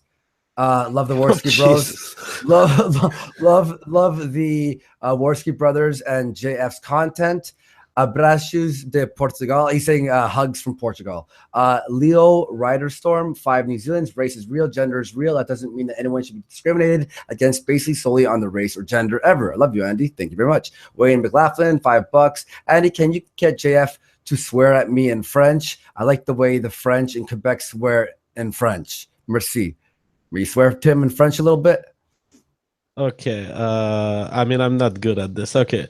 Chris, d'hostie de tabarnak, d'imbécile de con, espèce de connard, va te faire enculer, pauvre imbécile. Fuck, we're demonetized now. All right, guys, thanks. Gabriel Lopez, I'll read just 2 more and then we'll move on. Gabriel Lopez, 20R. Hey, JF. Race genetics define average dick sizes between race. Also, other physical traits such as height. Wouldn't IQ just be one of the differences? Maybe this whole controversy is due to IQ being harder to detect in real life. What do you think? Well, yeah, IQ is just one of the differences. That is true. It's actually one of the hundreds of differences between races. All right. Dick Fingers, $5. Are you seriously getting a video to debate for you? My dude, fuck out of here. We got Tara on, so obviously that doesn't make any sense anymore, but thank you for donating. Appreciate that. Just one more. Nerve Honor, $5. I humbly call for the Anglo-Saxon supremacy in the UK and Ireland. Fuck all Taigs, T-A-I-G-S. What's that? Is that like another word for black people or something? Anyway, let's move on. Dude. Your whole channel's getting demonetized now. No, dude, if that would happen, it'd be demonetized on my first video I ever uploaded. It was just a video called Nigger. No, I'm just joking. Okay, so let's fucking move on from here. I'll look if alternative. Is there anyone who wants to like a Destiny JF or Geek? You want to reflect on anything that you've talked about while I get alternative hypothesis in here? Well, I mean, like, there's still like 50 things I've written down that I didn't get to respond to from JF. So I mean, oh shit. Okay. Anything you want to just throw out there while I'm looking for him? Jesus Christ. Hold on, let me back up between all this terrorist stuff. I guess we're dumping all of this out. White people and Jews. Alt hype. I don't even. What do you remember we were talking about before? I've got violent ethno state. White man has improved Africa. These are what I have right now written down. I don't remember what about the first question, which you've been dodging twice. I haven't dodged any question. Third time. Hey, real fast, JF. Okay, if you want to JF wants to know who you like to fuck and why. JF, do you mind if you alternative height? Yeah, I'm gonna put slow mo on the chat next time. I don't know how to do it from here. I'll see if I could do it because this is way too much. But do me a favor, JF. May you follow the alt height or send. I've already alt sent height. him. Yeah, he doesn't want me. I've sent him the link. All right, cool. So yeah. Fix the fucking title Destiny. Someone said it on DMs. Yeah, I said JF versus Destiny. Tara joins, and then I'll keep changing it. Don't worry, that's not the final title. All right, that's just I evolve it because the show just keeps fucking changing, like on a whim. So, yeah. So Destiny, out of everything you've written, so we can go back to that one question I never got to answer. So I think the question was, is it okay to have racial preferences in who you date? That was the question, JF, essentially, right? Yep. So not just date, but fuck. Well, sure, date and fuck, yeah. Smash. So, isn't that why we date, though? Well, according to JF, it is, right? Everything we do for baby making. So this is a really complicated question that I think requires a little bit of unpacking. On the surface. Wait. I know why people are saying change the fucking title. I spelled your name wrong, Destiny. That's okay, dude. It's a pretty complicated. No, it's not. 7 letters in there. It's all right. That's absolute retardation. Fucking.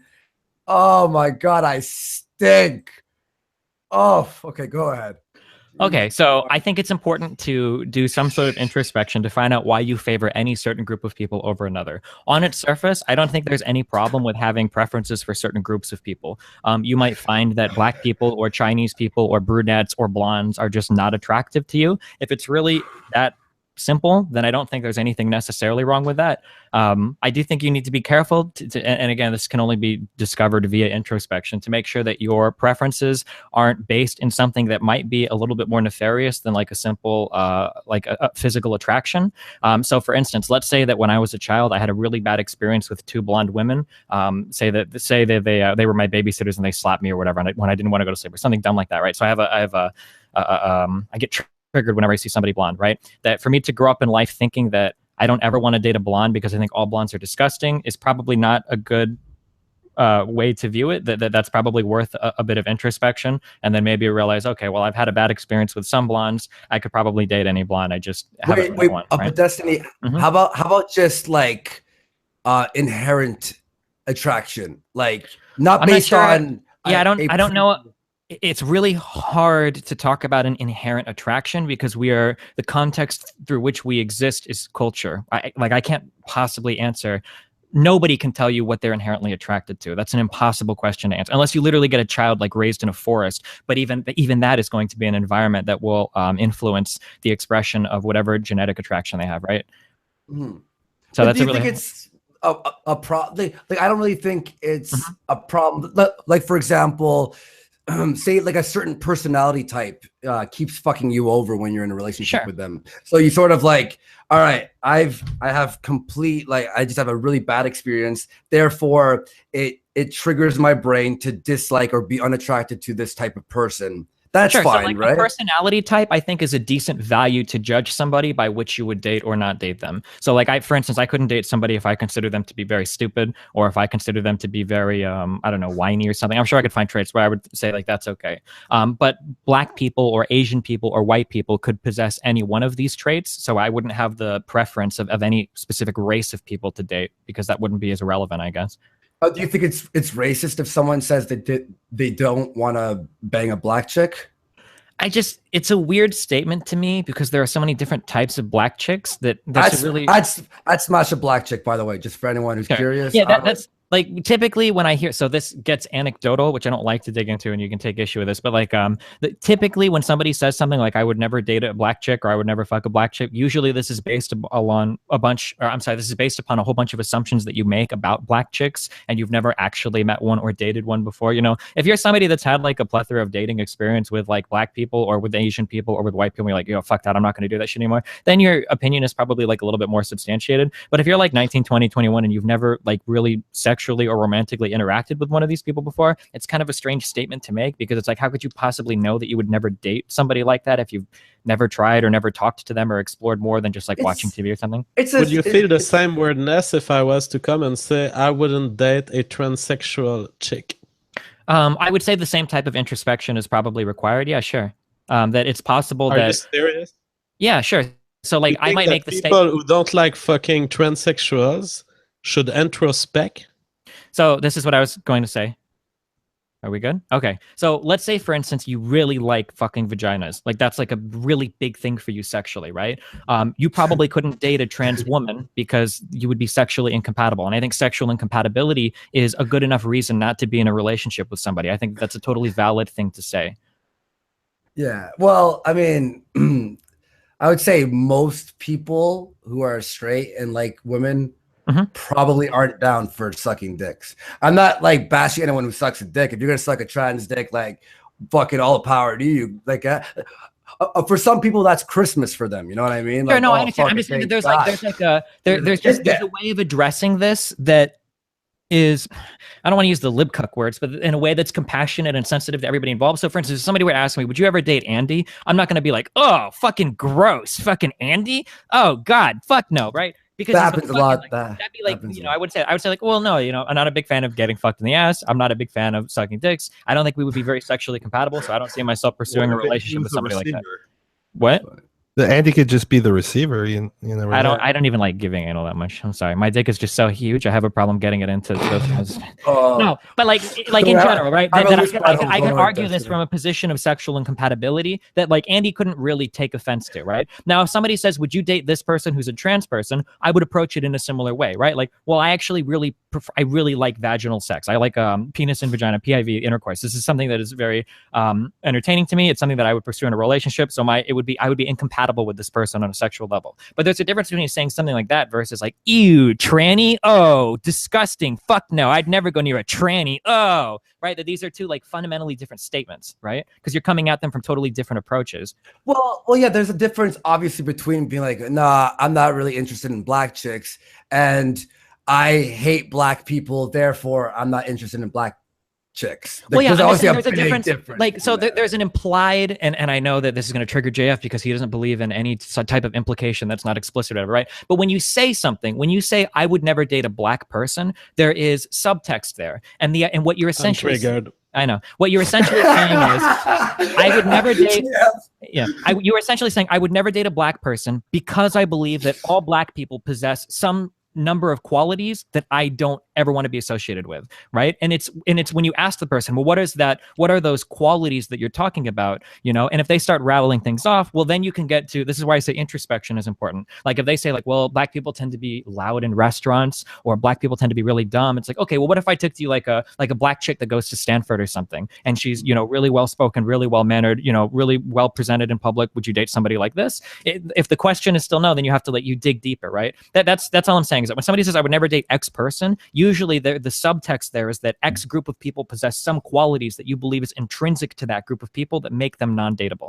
But let's be honest, Destiny here. Like I feel as you're a thinker, you research on all this stuff. But let's say like just the average person who's not a YouTuber or someone who researches, like I'd say most people don't see a black person and then not want to date them and think like all these point form things, you know. It's just more of like a, you know, I'm not interested in that, but oh, look at her, you know what I mean? I think because a lot of people of us who talk about things like this and go deeper and analyze everything like deeper than most people, we would think things like that, like what you're thinking, that people are going so deep into it where it's like, oh, I'm not going to date a black person because X, Y, and Z. I think most people just have the inherent, oh, it's a blonde chick with big tits, boom, I want to smash that. or you know what I mean? I think that you're analyzing it way too deeply. You know no, sure. But this is my argument. This is why I say with some introspection. I think introspection is really important. I don't think a lot of people do a lot of it. But I think there's a value there that if more people engaged in it, that you could extract a very real, tangible value. Something that I use a lot as an example is like the word faggot, right? When people say faggot a lot as an insult, I used to say it all the time. I try not to anymore. But when people say faggot as an insult, a lot of people don't think like deeply about this. Like, oh, like when I say faggot, I'm actually reinforcing power structures that, discourage homosexual people from integrating it. Like nobody usually goes through this thought process. They just say it because they know it's a word that they can say that makes people feel bad or whatever, or because they use it as an insult. But with a little bit more introspection, maybe you get to a point where you're like, hey, you know, when I say faggot, I've got a friend that says that word too, and he actually hates gay people. I wonder if he thinks when I say faggot that I actually hate gay people. And then by extension of that, I wonder if there are gay people. Like, and I know that most people don't go through these thoughts, but if more people, who's like, I'm not attracted to an Asian person. My buddy hates dating Asian, and I know he hates Asian people. Therefore, now I should date her to not be as racist as he is. No, I would never. I never would go that far. You should never pick like dating preferences to prove you're not racist or something. I would never say that. I think you're thinking so deep into this about like, because I don't think it's racist at all to, you know, have a preference of. No, I'm not saying that the preference itself is racist. I'm saying that a preference could be rooted in racism. Could be. That's why introspection is important, right? I'm sure there's someone out there who's like, oh, fucking Asian people, I hate. And then they're like, I could guarantee you that I could get a room full of people that are like, I would never date a fucking black chick ever. But if you were to put them in a room with like Beyonce or some shit, and they were to go out for like dinner or something, by the end of the night, they'd be like, oh, you know, I never really thought about this, but yeah, she's actually really chill, like really cool. Or like you find like a black chick that looks nice and plays video games and is pretty intelligent, like, oh, you know, actually, yeah, she's actually super cool. But it's just that depending on where you grew up as a white person in the US, you might have like never fucking seen a black person, or you've seen them like 2 or 3 of them, you know? All I'm saying is that like the introspection is important there. And then you can find out why you have a certain preference to decide whether or not the preference is good or not. Hey, do you like, you know how people sometimes hate fuck someone? Do you think they're like our racist people who hate? Stop talking about my Saturday nights. God damn it, that's private. We feel about private conversations on our doxing Discord. I mean, our regular Discord. Geez, okay. Well, that's interesting. JF, people in the chat are saying, JF, speak. Any thoughts on everything that's been? Yeah, well, I'll say we've been spending the last 15 minutes turning around the pot to finally. In the end, Destiny agrees that you can do whatever you want in terms of sexual choice. So that was the answer I was interested in. Well, no, that wasn't the answer you're looking for. You were asking for a moral judgment on it. You weren't asking if you can do something. There's no point in asking that question, right? Okay. Okay. Well, in the end, he does not morally judge anyone who would say, I don't bang a black woman or I bang only Asian woman. That would be fine to him. He just encourages that person to introspect. Well, personally, I don't encourage the introspection, but that's a difference we have, me and Destiny. He believes in laid out moral principles guiding actions. I believe in free choice, and I recognize that people don't necessarily have access, just like Andy stated, people don't necessarily have access to the structure of their choice and the reason why they make choices. I like how you imply that free choice is incompatible with my introspection. That was cute, the way you set up that dichotomy, but okay. Well, I mean free choice in the sense that as an observer of a choice, you're right, I do not mean that it's incompatible, but as an observer of free choice in society, all I care about is what people output in terms of what they decide to do, and I don't care about asking them, well, why do you do this? Because I know that the explanation that they might provide, they actually don't even know why. But and introspection could change the output. Their brain deciding for them. But introspection could change the output by inquiring them or by forcing introspection. You can modify the output. So if you're concerned with the output, how can you untie it from the introspection? Well, you can untie it just like you can untie it for any other irrelevant thing. It's like saying, well, let's say what you ate yesterday might change your choice today. Yes. But if you don't have access, if you don't have conscious access to that process, then how would you ever know that this is the cause that changed your choice today, you won't know. And that's why I don't ask people to introspect. I don't really care about whether they have access to the reason why they like certain races or not. Most of it, to me, is just a bunch of neurons in their brain making the decision. You're defeated by your own example, though. Like, introspection could provide a value there. Say you have a worker that shows up and his performance, his tangible, actual performance is bad, and it's really bad until lunch. And it happens every single day. For 2 weeks, the worker comes in, his output for his labor is subpar until he's had lunch, and then afterwards you find out it's good. Maybe as a manager, this is a pretty ridiculous example, but maybe as like a supervisor, you observe this behavior and you go, hey, dude, when you come into work, like, when was the last time you ate? And their answer is always, well, I wake up really late, so I don't have time to eat. I guess it was like supper or dinner last night. And then you go, oh, well, hey, maybe you should have like a snack or something before coming into work, and it'll make you feel a little bit better. Well, in that case, now after a little bit of introspection guided by another person, the person can go, okay, well, yeah, I'm going to eat before coming into work, and that's actually going to change or modify my output, that thing that you said you were singularly concerned with. Oh yeah, I don't deny that sometimes introspection can reveal, for people who have access to the facts that can influence their behavior, it's all good. Introspection can be used. In the case of sexual preferences, I think people experience the drive even before talking about it or thinking about it. I mean, you'll have people reporting that someone is beautiful or not just based on a picture. And so that's why I think people don't necessarily have access to why they would love that facial feature and not that other facial features. That's why I don't care. But let's move on. I mean, I agree with you there. Moving on, because I don't even agree with that. You think that I don't think anything we've spoken about is necessarily ultra high level philosophical thought. I think you could ask any person a basic question of, why do you find Black people or why do you find Asian people attractive or unattractive? I think most people are capable of that really basic level of introspection.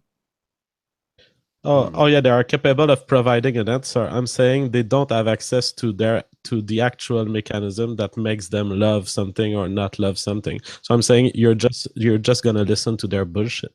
I mean, from a psychologist's perspective, that's how I was doing cognitive experiment, with the assumption that people do not necessarily know why they love things. But that's a like very broad cognitive psychology question. Sure, but this question related to race. Sure, but this isn't a binary yes or no answer, right? It's possible that they're aware of some mechanisms that influence their decision while simultaneously being unaware of other mechanisms that influence their decision. And it might be enough just to bring some of the things they're aware of to the forefront of their conscious to analyze to get a difference in the output there. No? But I ask you one thing, Destiny. Let's say someone's, not attracted to a Black person. Hold on, real quick. Someone in your chat said, Destiny, example of being a manager, proves he has never been a manager of administrative employees. Stick to video games. I don't know what he means by administrative employees, but I was a supervisor in a casino restaurant for front and back of the house for 3 years. That dude can fuck himself. Sorry, we do care about your CV, Steven. Yep, go ahead. I was gonna ask, okay, so I see what you're saying. I sort of understand that there's like a deeper thought process that might be a little bit racist when someone's not attracted to, let's say, a Black person. However, if the person isn't, going around saying fuck Black people or whatever, or being racist to Black people, it's just that's one of the things in their brain that they're just not attracted to Black people. Is that a problem? Yes. And this is one of the great dividers between like the skeptic community and I guess like people like me or maybe more hardcore. Can we just say fuck the skeptic community? Sure. The problem is that we've reached a state today where like racism or sexism doesn't manifest itself in society in traditional means. You don't see people saying women can't vote, or you don't see people saying Black people aren't allowed to get jobs with white people, right? The forms that it takes is usually much more subtle. And so the only way to tease out these really subtle forms of racism is with some level of introspection. So for instance, you posed to me the question, if somebody doesn't want to date Black people, is it really that big of a deal? Well, in this particular circumstance, maybe not. But what if they say something like, I don't really like to date Black people just because, I don't know, I think most of them are kind of lazy and I don't know, I just don't really like them that much, right? Let's say that's their opinion. They don't date Black people. Okay, sure. We'll say that's fine. Let's say that this person is now a manager or a recruiter for a company, and now they have to make a judgment on what kind of employees to hire. Now, they're not outwardly racist. They would never say, fuck Black people. I hate Obama because he's Black. But now they're in charge of looking at resumes for a job. And they have two resumes to pick from. One is Michael Smith and one is like Jamal Johnson or something. And he looks at them and they're pretty equal. But he's got this thought where he's like, I think Michael is probably just the better candidate. Jamal is probably kind of lazy. I just kind of have this feeling, right? So you're saying attraction. And by the way, everyone is screaming alt hype. We sent him the link. He's free to welcome whenever you want. So if anyone knows him, he's here. It's Ryan. Hello. I'm here. Oh shit. My bad. I didn't see you. That's why everyone's saying your name. But yeah, just to finish that off real quick was like, yeah, I see what you're saying, that they're taking their attraction and maybe bringing it into like the workplace or not just the attraction, but just these underlying assumptions we have that if we never really stop and question them, that they can manifest in a whole bunch of like tangibly negative ways. See, again, I believe that you're thinking way too deeply into this to someone who just doesn't want to fuck a certain like race. Well, yeah, no, I'm just saying that in this one example, I see what you're saying though. I see what you're saying. Big deal, but that could manifest in a lot of negative ways throughout the rest of your life, right? Yeah, I see what you're saying. Oh, hey Ryan, alt hype, nice to meet you, my friend. Hey, nice to meet you. Yeah, I've heard a lot about you the past week, and I've never talked to you before, so I have no idea what your positions are or anything. I haven't seen any of your stuff, so if you want to introduce yourself first to everyone who's watching. Yeah, I'm just an autodidact on the internet who likes to spread the glory of racism. One thing I would say to Stephen here. That's a hell of a business card. Well, wait, is that legal in Canada at this point? Yeah. We need to cut the stream. I think Jordan Peterson make a video about it? Are we going to get locked up for it? Right? Yeah, one thing I would say though is that just regarding the hiring stuff in practice, I don't care to talk about this. I know you've got a million reasons why all of it is true. Can you not cut the guess when they make their introductory statement? Tell us why black people are so lazy. Go ahead, dude. Yeah. Come on, Destiny. Hey, Destiny, you had a lot of time to talk. Yeah, go for it. Yeah, it's open house. It's open house here. Well, I would just say the thing is, I'm just sort of here on the spot, but there's not like the hiring discrimination against blacks and Hispanics is actually something that's firms are actually responding to an over-credentialization of people based on affirmative action. And I've actually done some research on this and actually found that when you control for a criminal record, that there's actually that they actually go away in terms of these hiring discrimination stuffs. So we can talk about that some other time, though. I mean, that goes against your argument, though. What? Right. The idea that if you control for criminal background, now if they're told the black people aren't criminals, they'll hire them. That shows that without being given access to a criminal background, they would assume the black people are more likely to be criminals. Yes. Yes. Okay, so there's evidence of racial discrimination when sorting through resumes. Okay, but they are more likely to have criminal background. Okay. So what's the biggest contention that you two have with each other? I think that Ryan hates fucking brownies, dude. That's my point. Oh, so how his normative claims, I'm sorry, are my issues with Ryan, are the normative. Do you want to answer that? I don't know how to answer that. I mean, if you have it, like there's people who talk about how bad communism is and how communism will sort of destroy a country. But the thing is, if you have a country that's where you're dominated by a bunch of foreign people, that's something that's a lot more permanent than something like communism or something like some sort of religious cult taking over a country. You can sort of come back from that. But if your country is dominated by a bunch of other people, then, you're not, there's no way you're going to come back from that. And it's also something that I see in something that Stephen does and something that I see in a lot of other people do is that they just sort of assume that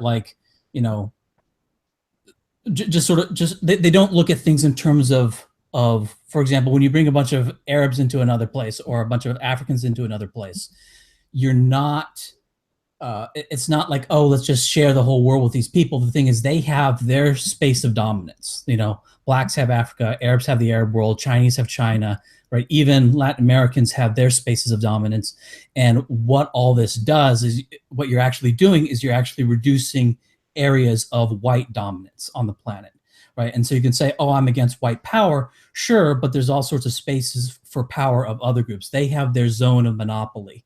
And so whenever you talk about having the multiracial society, it only goes one way, right? Now you can say in theory, sort of on the spot, well, I'm for the whole world to become like a big giant melting pot. And you'll say that in theory, but in practice, it all just goes one way. So I don't see this this whole multiracial program as being benign or as being, fair in any way. It is in practice, whether you intend it or not, is in practice just all directed at one group of people. May I ask you something? Actually, I've been very interested in asking someone from the alt-right this. So I understand your guys' point of view of, you want like a white ethno state. Am I right? Am I correct in that position that you have? Yeah, something like the demographics of Denmark. Sure. Okay. So don't you think that you guys have that it's like a pipe dream? Like how would anything like that even begin? Well, there's a few ways you could do it. One is you could just take over an already existing white country. And by take over, you don't have to I don't mean like some sort of military coup. I just mean convince the population that, hey, this is a space for our people, And the thing is, you have countries that are already demographically close enough, and all you have to do is convince the whites there to keep it that way. So that's one way to do it. Another way to do it, this is more of a pipe dream, you could say, but hey, countries break up. There's secession in countries. One way you could do it out of the United States is you have a bunch of states break off from the U.S. The U.S. breaks apart, and then you have an area that's already, say, 80% white, and then you pay a bunch of other non-whites to leave. You just say, hey, we'll pay you. So you guys be down for a state of just alt-righters, just like white ethno state alt-righters, not like all. I know all alt-righters aren't white ethno state supporters. However, let's say the white ethno state, you guys be down for like Minnesota. It's like, all right, yo, we got Minnesota, sure. Cool. Sure. Ideally, we'd want something more like Oregon because it is the ocean. We don't want to be landlocked by other places, or Maine. I'm sure people in Maine would love to. Yeah, Oregon seems like a tough sell. Maine. You're gonna have much more leftists to kick out. Jesus, honestly, like this is, like your guys' viewpoint is just so outrageous to me. This is pretty much the same as like debating. This is why I don't debate like communists or socialists. How is it outrageous to say? It's never going to happen. It's never going to happen. There's no path to which this is possible. This was the norm. Well, this was the norm for white people thinking all the way up until the end of World War II. So right. Oh shit! I forgot about the part where you had a time machine and you can send us back 100 years. My bad, dude. Like what kind of answer is that? Like, yeah, it might have been the norm for a long time, but we're way past that. Do you think we're going to regress back to that, or we're going to go back to that form of thinking? Like, by which path does this happen? Well, you're looking at it like it's some sort of ideology that needs to be resurrected. It's not. It's just normal thinking, right? Imagine if you had little kids in school randomly saying objectivist things or randomly saying communist things. That's not what happens at all. But they do randomly say racist things, quote unquote, despite having no prompting and despite being conditioned heavily against it. Right? It's not like a normal ideology that you can just defeat. Right? Okay, there's a far stretch from like kids saying like, "Hey, like that guy is black," versus we need our own separatist country. I know, but the point of that is that you're treating this like it's some sort of ideology that is heavily suppressed. And yes, if communism was as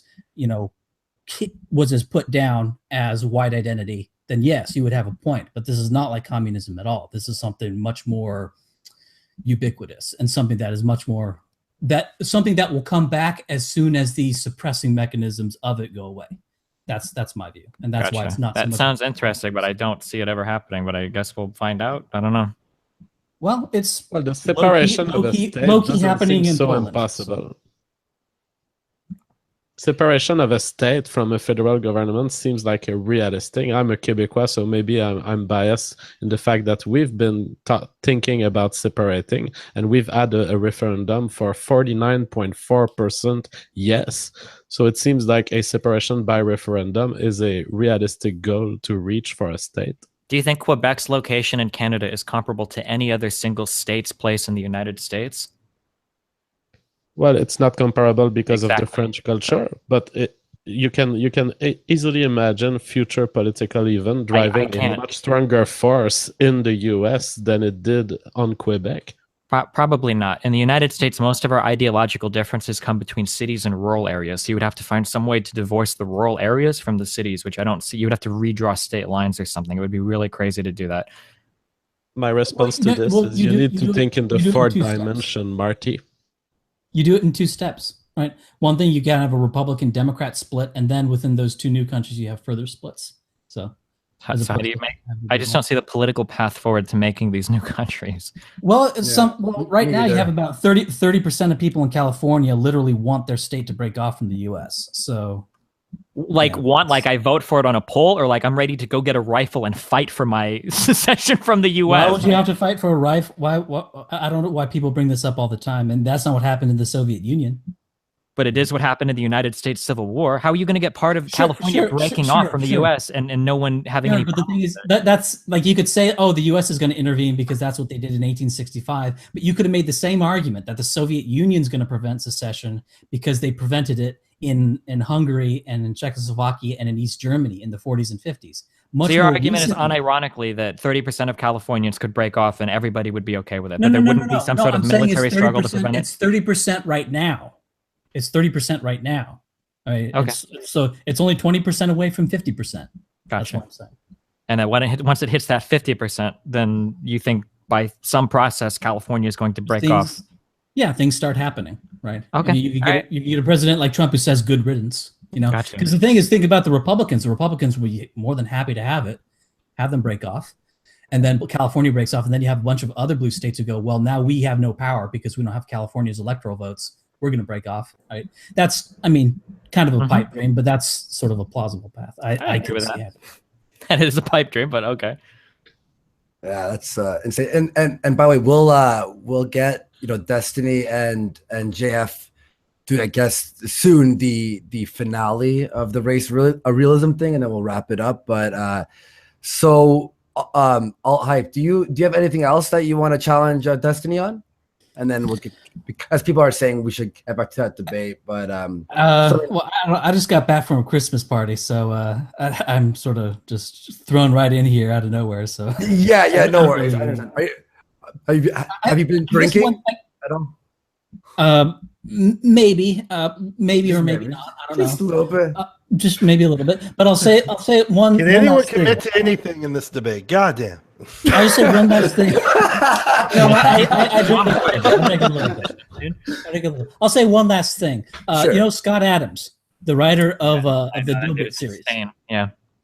Okay. Well, one thing he says that I think is really interesting is he says that goals are for losers. And not that, you shouldn't work hard or whatever, but fixating on doing a single thing. Like, I'm going to do this with my YouTube channel, or I'm going to do this. Like, don't do that. Like, the world is much more random. And so what you should be doing is developing sort of skills and basically just playing things by ear, and you'll do a lot better than searching for a single goal, because you don't know what's going to fall into your lap. Right. And so I look at the political movements that same way. So when people ask me, oh, how exactly is this going to pan out? My view is more of like, sort of just do a bunch of stuff and see what happens. Kind of like, John Kasich in the Republican primaries. Why was he hanging in there? You didn't know. Maybe something would happen. Maybe he would be able to bargain at the convention or something. As it turns out, Kasich wasn't able to do anything with his run. But the thing is, while he was in there, who knows what would have happened? Maybe he could have done something with this campaign.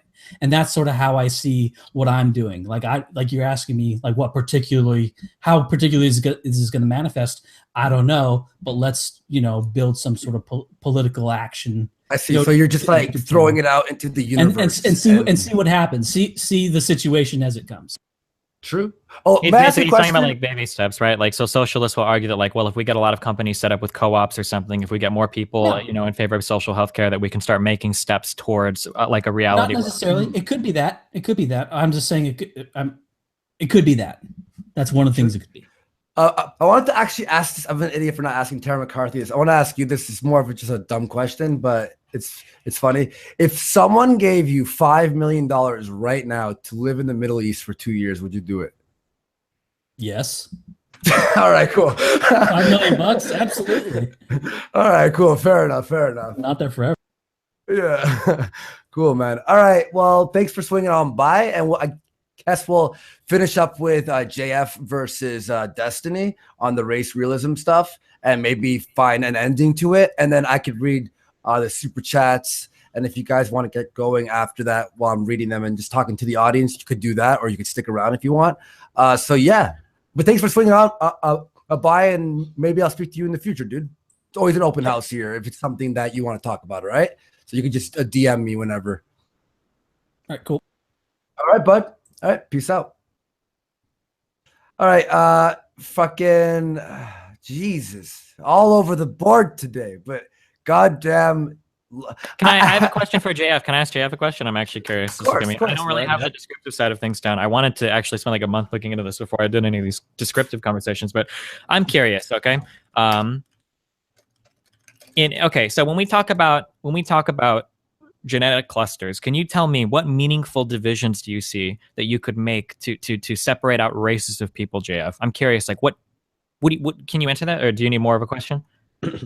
No, I mean, I understand your question. So, okay. As it turns out, the genetic clusters that a computer will first stick to it like a magnet to are the races that we define as like Black African, Middle Eastern, Asian, Inuits, and whites. That doesn't mean that these clusters of genes are uniform. In fact, each of the people in these races do have some genes that would be identified by the computer as belonging to the other races. So the way to understand the clusters of genetic information is to know that it's like colors, ball of multiple colors in a playpen with kids playing with the balls. Now, if the colors are fully shuffled, all the balls of all the color, if you pick one of the balls in some region of the playpen, it's going to be randomly red, blue, yellow, or green. However, if the balls are a little bit sorted such that they are not perfectly sorted, such that there's like a corner where there's only blue and a corner where there's only green, but it's sorted a little bit so that when you pick in a certain region of the space, you pick a ball, it's going to be more likely to be blue or more likely to be red. That's how genes are in humans. Not perfectly clustered, but more than random. Sure, I don't disagree with that. I guess what I'm asking is, do you see a meaningful enough division? What phenotype do you think can be expressed more in a particular genetic cluster that makes it worth separating out this group of people as a different, say, subspecies, I think is the term that Ryan uses on his website. Do you think that those traits, those phenotypical traits exist, or? Oh yeah, well, when we divide humanity into the classical races, white, Asian, black, we find a full list of things that they differ on.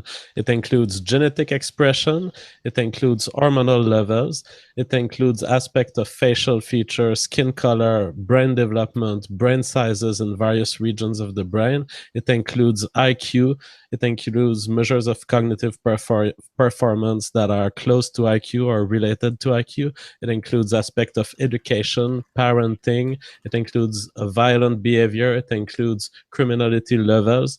And so, yes, definitely, we have a lot of phenotypes to justify our division of between races. It seems that the division that we use, we first start with a division based on skin color. It seems that this division reveals all sorts of difference at all the levels that I've just listed. Wait, hold on. I have to respond to this. So, like, if let's say that you had two groups of people, okay? Let's say that these were genetically the exact same. There's a word for it. But let's say, genetic clones. Okay, we had two people that were genetic clones. Let's say we send them off to different islands, and then they each create their own civilization based off of their similar or identical genetic material. Let's say that after some generations, starting with the same genetic material, let's say that one group, for whatever reason, a bunch of schools exist here and these people get educated, and then the other group, these people don't have schools. Let's say that when you start to do measures of like IQ, cognitive performance, and all of this, that you find that the group of people with schools are much higher have gotten much higher attainment in education and score better on cognitive tests or G-loaded tests. Would you say that you should separate these two groups of people out as races at this point, or? Well, you might, if you have genetic evidence that you are justified in thinking that they have become different, you could. Now, your hypothetical scenario involving twins is not the reality of human evolution. The reality of human evolution is that people do not have the same genes. Sure. So can I ask you this? And I'm not trying to get you here. You can either tweet this at me or DM it to me or whatever later. Do you think that there exists right now that there is genetic evidence that concretely explains the variance in IQ or a good percentage of the variance in IQ between races of people? Do you believe that that genetic evidence exists right now? You mean genetic evidence that would prove what? Exactly what point? You mean that the gap in IQ between blacks and white is of genetic origin? Yes. So real fast. Sorry, a Geek Thule has to go. So Geek, thanks for showing up, buddy. I'll talk to you later, man. Okay. All right, man. Thanks a lot for the invite. I appreciate for the support in this intense stream. All right, thanks a lot. I had to hold your hand for this, okay, man. All right. So bye, Geek. Peace out, Geek. So to answer the question, Altype has a video that he published, I think today or yesterday, exactly about this question. So what do we know about what causes IQ and intelligence? We don't have genetic studies comparing humans, comparing like black people to white people. Of course, that would be impossible at the molecular genetics level. What we do have is we have twin studies that first indicate, yes, IQ is caused by gene, and the variability in IQ in human populations is caused by genes. From between 50% and 80% of the variance seems to be explained by gene. That's a first cue. Then we have the genes for intelligence, the genes that correlate with intelligence. So what we do is we look into tens of thousands of people, and we look at what genetic variants seem to be most associated with higher IQ or lower IQ. And it seems that these genes, the first that we found, do indeed vary across races in a way that seems to mirror the hierarchy of intelligence. That is, if you have the genes that are associated to lower intelligence, and if you are less likely to be intelligent having that gene, we find that they are less frequent in the black population than they are in the white population. So I would answer yes, there is GWAS evidence, the GWAS studies that provide evidence that you're talking about. I wouldn't say it's 100% sure evidence, because the GWAS are a new tool and they have their own problems, but we're getting there. Sure. So I would really like to see whatever twin studies you're talking about. Not now. You can link them later. And I would really like to see the GWAS evidence you have, because from all of the GWAS stuff I'm familiar with, it seems like it was the opposite of that. That variability in intelligence was very hard to link to specific genetic markers. This is a very difficult thing to do. The last one I looked at was some preprint that totaled like 300,000 Europeans, where they were trying to measure and then do regression analysis to find out, how much of the variance in intelligence can be attributed back to some genetic thing. And they were only able to get like 5% or whatever attributed to genetic variance. So I'd be really interested in seeing that GWAS. So earlier I left a twin study earlier in the chat on the right that you will find. You have the link to the twin study. Then I'm leaving the alternative hypothesis on GWAS and the general case for race and IQ being genetics. And you can also look at the recent alternative hypothesis video called Why 80%. And if JF, if you could DM me all those links, I'll toss those down in the description bar. I'll also tweet out this is what they were talking about at the end, just so everyone who's watching can check that out as well. All right. All right. What a stream, guys. Destiny, how you feeling? Feeling all right? Yeah, we're still here. Yeah, JF, how about you, man? I'd like to conclude on my perception of the discussion. I think we didn't get much far, and I think there would be place for extending this conversation in another stream if you guys are up for it. What we have here, it seems that Destiny is one of the rare people on the left who seems to be saying, I accept the existence of races. He seems not to be opposed to the fact. I'm not opposed to the fact that it could exist. I just don't see a useful, right? When we talk about taxonomy, we make distinctions in groups of people because there's something meaningful to derive from that distinction. And I'm not fully convinced that there is a distinction, that there are genetic clusters that could be traced back to geographic origins of ancestors that makes for like a meaningful distinction.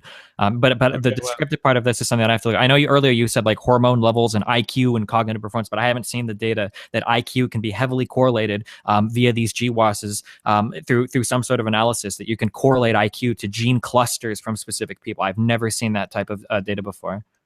I mean, there are ancestry companies in the US that would that actually provide a service where they tell you, okay, your ancestors came from here, here, and here, and so this in and of itself proves your first point to be wrong. You are wrong in hesitating about claiming that there are genetic clusters that point to ancestry. We offer services no. Stop. I'm talking specifically about phenotypes, not just the existence of the genetic clusters, but how they manifest into a phenotype, right? That there can be wide varieties in genetic clusters, but how do these present phenotypically, right? That's the important question. Well, they present in the facial structure, for example, and skin color. Do you recognize that phenotype?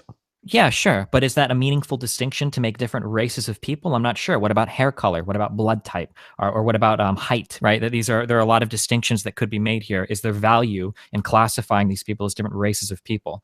But skin color and hair color and eye color are not as argued as what you seem to claim for IQ and cognitive performance, or the hidden variable G, that these can be heavily correlated with genetic clusters. Sorry, what's that? Can I ask you, like, aside from people who use this information to propose a white ethno state, so let's just take out that like, in my opinion, racist thing aside, because I don't want to ban people from living in an area. I think it's inhumane, my personal choice. However, if we take that aside, is there a problem with seeing different people as different races? Like, when you see an Asian person, you go Asian, that's the first thing. Black person, you know, instantly. Is there a problem with, you know, identifying different races, besides people who may use it to, you know, say things like we should just, you know, burn them all, or fucking send them back to, you know what I mean? I mean, like, in a vacuum, no. I mean, like, you're just making statements about phenotypes, I guess. Like, it comes down to more, how does this manifest on a cultural level? For instance, like, let's say that when you were born, if you were born in a certain city, somebody stamped it on your head or tattooed it on your head, right, to show that you were born in this city.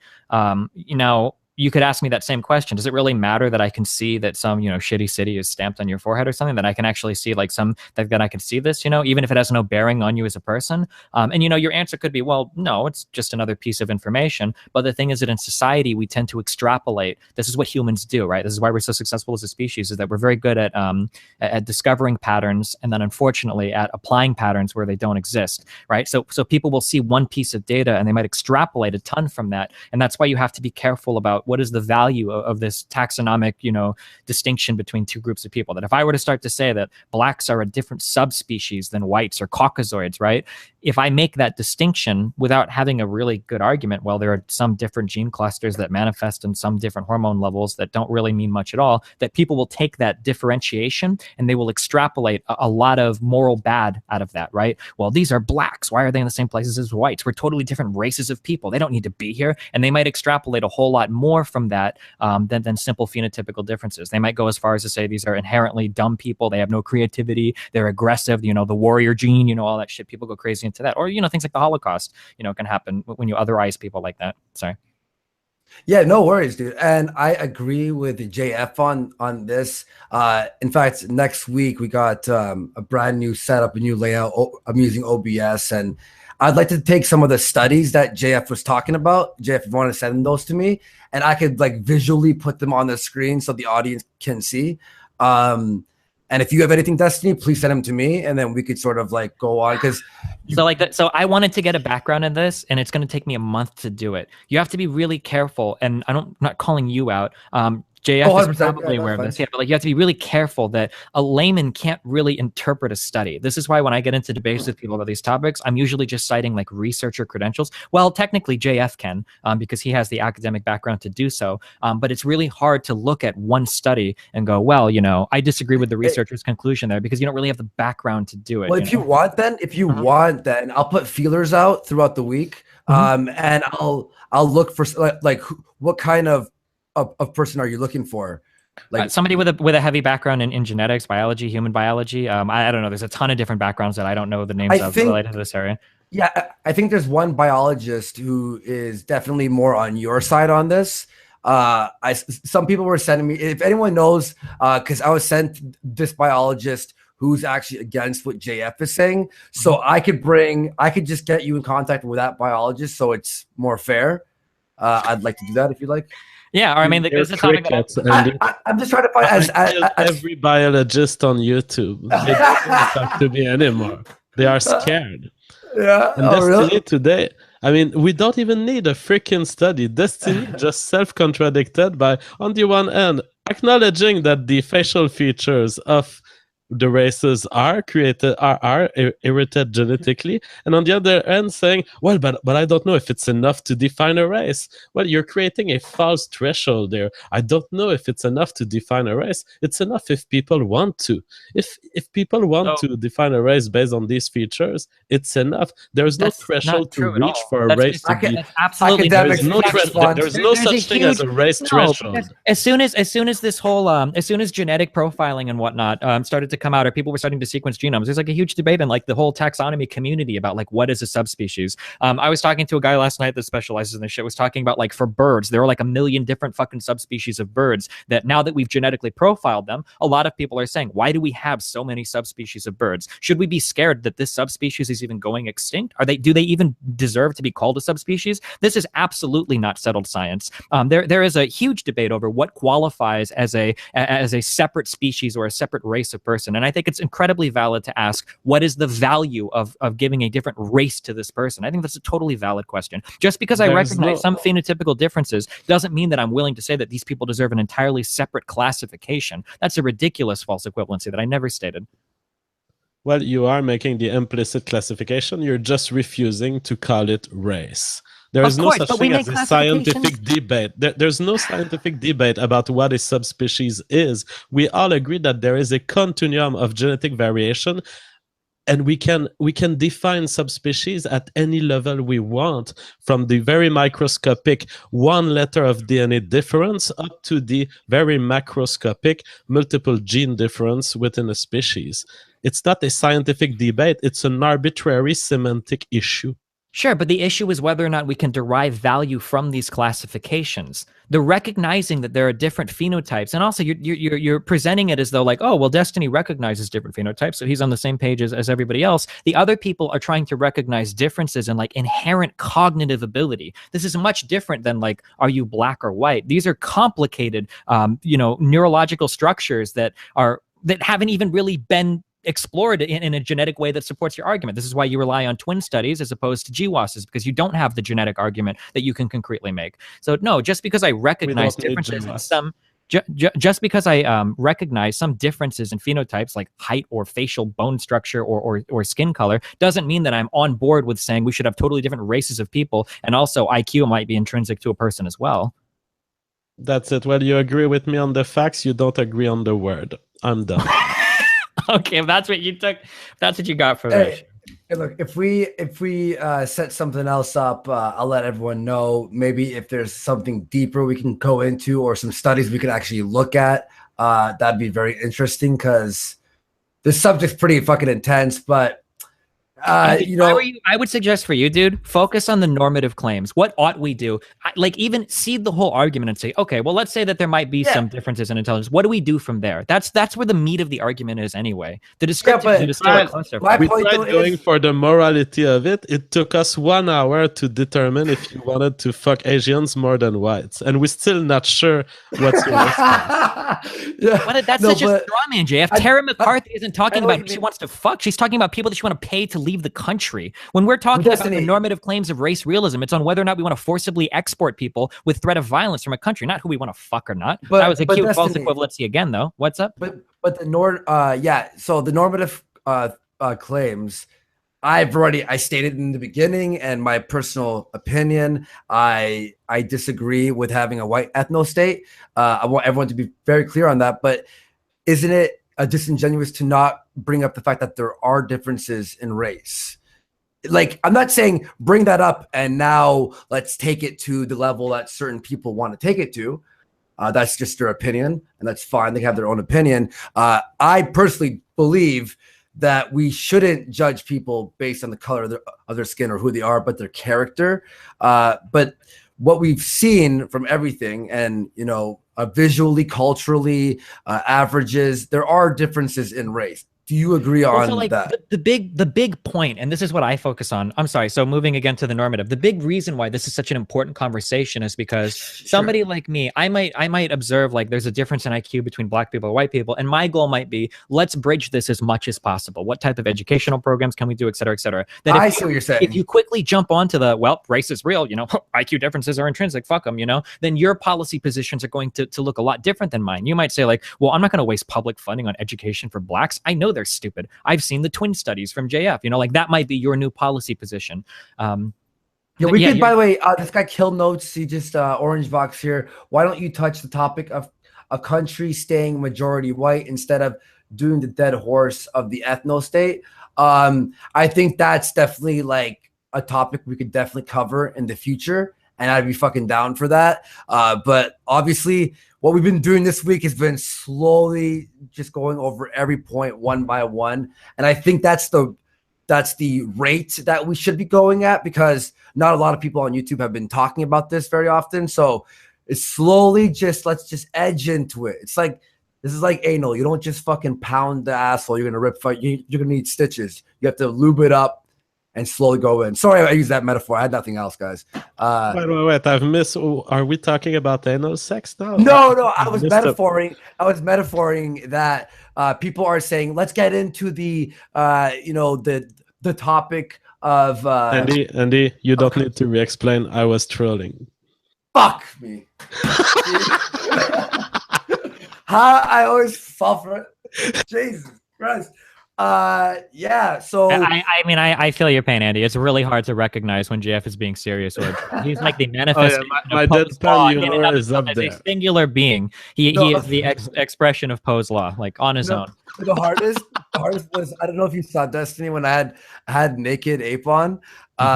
He says his real point in the same tone and in the same paragraph as his joke. So he'll be like, and then we should kill them. Yeah. And I'm like, whoa, hang on. He's like, I'm just joking. I'm like, about what part of the sentence? But has there been a knockout study on nigger dick size? That's what we're all going to find out on the next Sports Club. I'm going to stick around, and I'm going to definitely read super chats, answer some questions. I want to also go talk about the new format of what we're doing here, and I made up some rules just to keep everything in line. But guys, that was fucking excellent. I liked it. All right. Well, thanks for coming on. I hope that in the future, when I have the descriptive side more handled, because I need to do a lot of background on this, I can come on and talk more to that. Yeah, for sure. Let me know. Just Skype me whenever you have yeah, sure. Whenever you're ready about it, man. And thanks very much. And I love you, man. All right. Have fun. Good luck, guys. You didn't say I love you back. What? I just said I love you. Oh, you said have fun. Yeah. I said I love you guys. Fun. I should be more precise. I love you, Andy. I don't love you, JF. Fuck yourself, right? Have fun, Andy. Peace out. All right. Peace out, Destiny. JF. What a piece of shit. Just JF. Oh, JF, man. Oh, how was that? Did you have fun on that one? That was a great one. Yeah, and to everyone who I like Destiny, by the way. He's a nice guy. Like, I know he's obviously frustrating you and stuff, but hey, man, if we could have someone come in here and give the counter of what other people are thinking, that's fucking awesome, and we need that. That's why it's an open house here. Yeah, and Tara McCarthy, never met her before. I don't agree with her viewpoints, but I respect that she hopped in here. Also, Ryan, alternative hypothesis. Well, I don't agree with what he says. Mad respects, and it's very interesting to finally get to speak to someone with a different point of view. And also, this is what we all wanted. We could all make videos versus each other or doxing servers to attack other people's ideas. But my preference is live, straight up. That's how we're going to do it. Now, JF, since you're going to be a regular on the show, I want to just go over a couple of rules just so everyone knows. And you could tell me if you like them or if you don't like them. So I thought no more than 5 people on the show. Absolutely. No more than 5. If we get someone coming in, someone has to leave. That's sort of how it has to go. Because last night we had 10 people on, never again. We had 2 incredibly rude people who are now banned from the show for being like beyond troll. It wasn't even troll. I went into a deep personal thing, and it made everyone uncomfortable.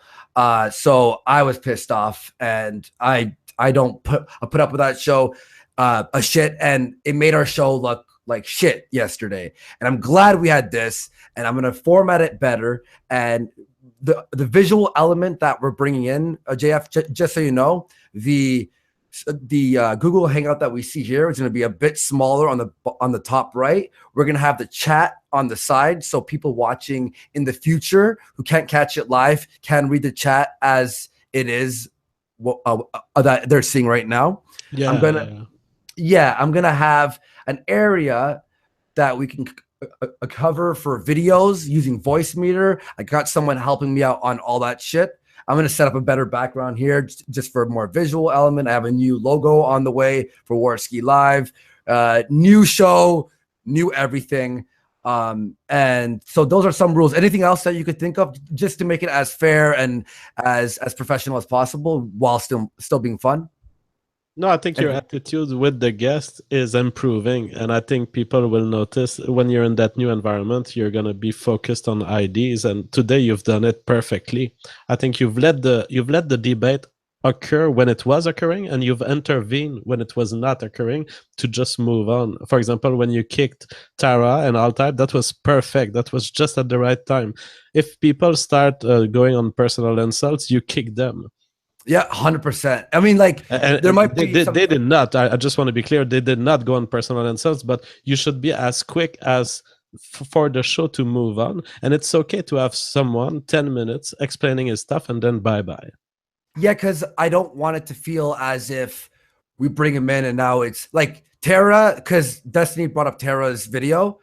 I needed her to be in here to explain herself, because not one of us could take that video and see what, especially a 2-year-old video, because I'm sure her ideas are evolving as she is in time, obviously. And what my job is here, my job is not to be I'm just going to ask questions as a layman, and I'm going to move on the show when I feel like a topic has been like, okay, now it's just back and forth. It's just like playing tennis. We're on the same fucking point over and over. And my job is just to move it forward. So I don't want, and if at any time you feel like I move it forward too quick and you weren't finished giving your full idea, please let me know. Everyone in the chat, just let me know. I just want this show to be the fucking best show possible, because a lot of people are DMing me to be on the show of different fucking backgrounds. I was speaking to a anarchist communist yesterday, and I'm just like, whoa, I need this guy on the show. Jesus. And his views were extreme. It was like fucking burn them all. Like, whoa. Anyway, I also had some ideas I want to pitch to you, JF, and we can try and find some people if you know anyone. So I was thinking, after the race realism talk, we're going to obviously start moving on to different subjects, because we want to move it on to different things. While I am having people come on who are, more game related or movie related for some fun things, I do have a list here of some things that I've heard you talk about and a few other people talk about that maybe people will be interested in. And if you don't like the idea, reply me, email me at andywarski@gmail.com if you have any criticisms, ideas, topic ideas.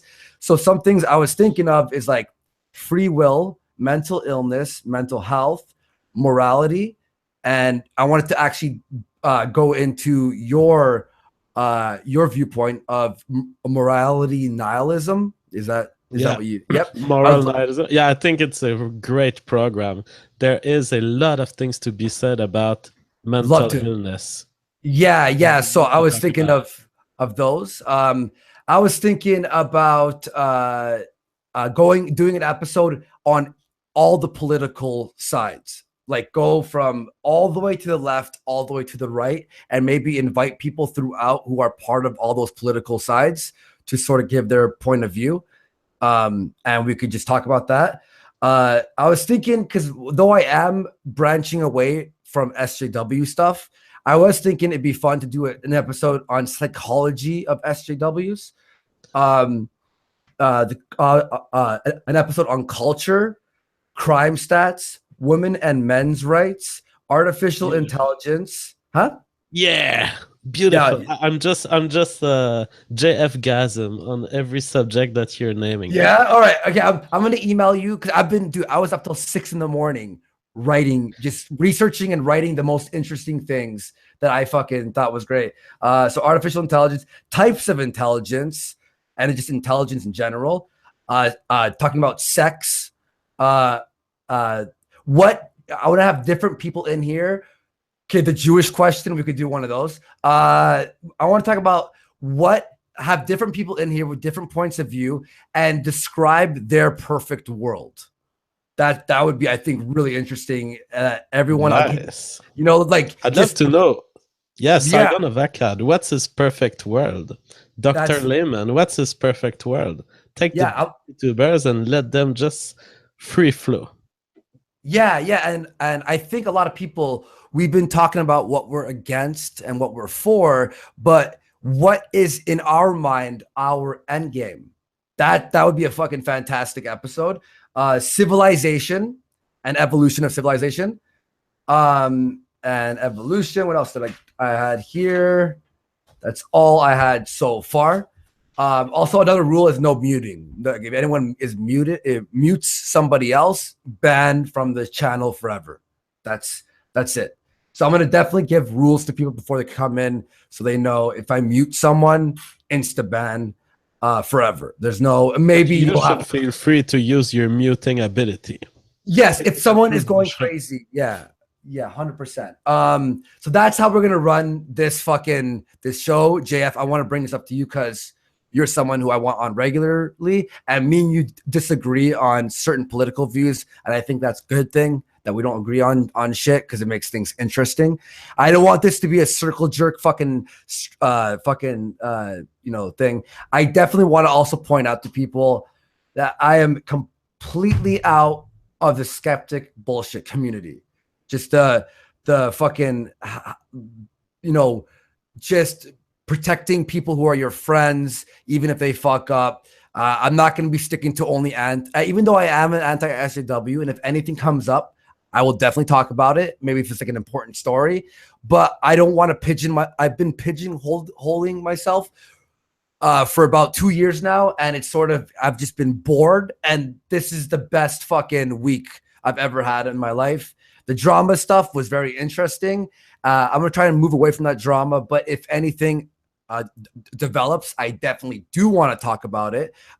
Anyone who says you're a drama whore, that's fine. I enjoy that, and it's talking about our community and sort of bullshit that happens within it, and that will be a part of the show as well. And then also, just aside from all this, you say that what you experienced this week is like a mini red pill? Yes. Oh, 100%, dude. Like it's changed my point of view. And also the thing is, I'd rather be completely just for fucking free speech. So I wasn't uncomfortable when Tara was in here saying her stuff. Yeah, I get her point of view. And I think, for other people out there, it's fucking goddamn interesting. And like to anyone who's like, oh, fuck this show, why are you letting her on? It's like, then go find a stream that has a circle jerk. Go watch one of your anti-feminism videos and feel comfortable in your little safe space there. This show is going to be uncomfortable as fuck, and I want it to be as uncomfortable as fuck, minus just people muting each other and talking shit. Like you could talk shit and have some internet blood sports, fucking down for that. But when it gets too personal or people start going beyond the line, I'm going to fucking step in. If anyone has any criticisms or any ideas based on everything I just said, email me, andyworski@gmail.com. If you think if there's any other fucking subjects that I haven't brought up yet that you want to talk about, email me. I'll pass them over to JF, and we'll look for people who talk about this subject or who understand this subject, and I think it'll be a lot of fucking fun. That's what Worski Live will now be, and you're going to see a lot of changes visually basically in the next week. There will be an intro with music and something that has a timer when the show will start. I'm going to start inviting people 20 minutes early and then starting the stream 20 minutes after, so I could stop being late and it's just more on the flow.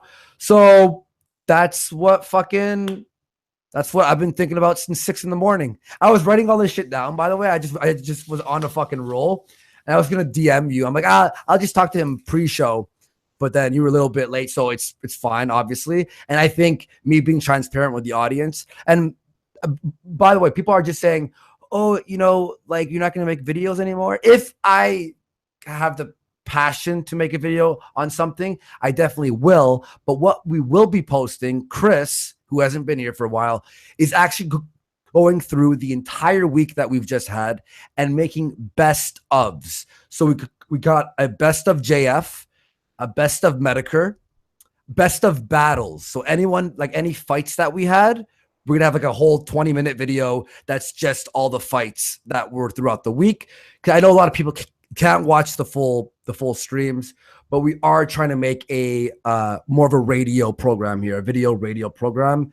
And for anyone who's wondering what happened yesterday, tomorrow on the Kumite, I will be talking about it. So subscribe to Tonkasa.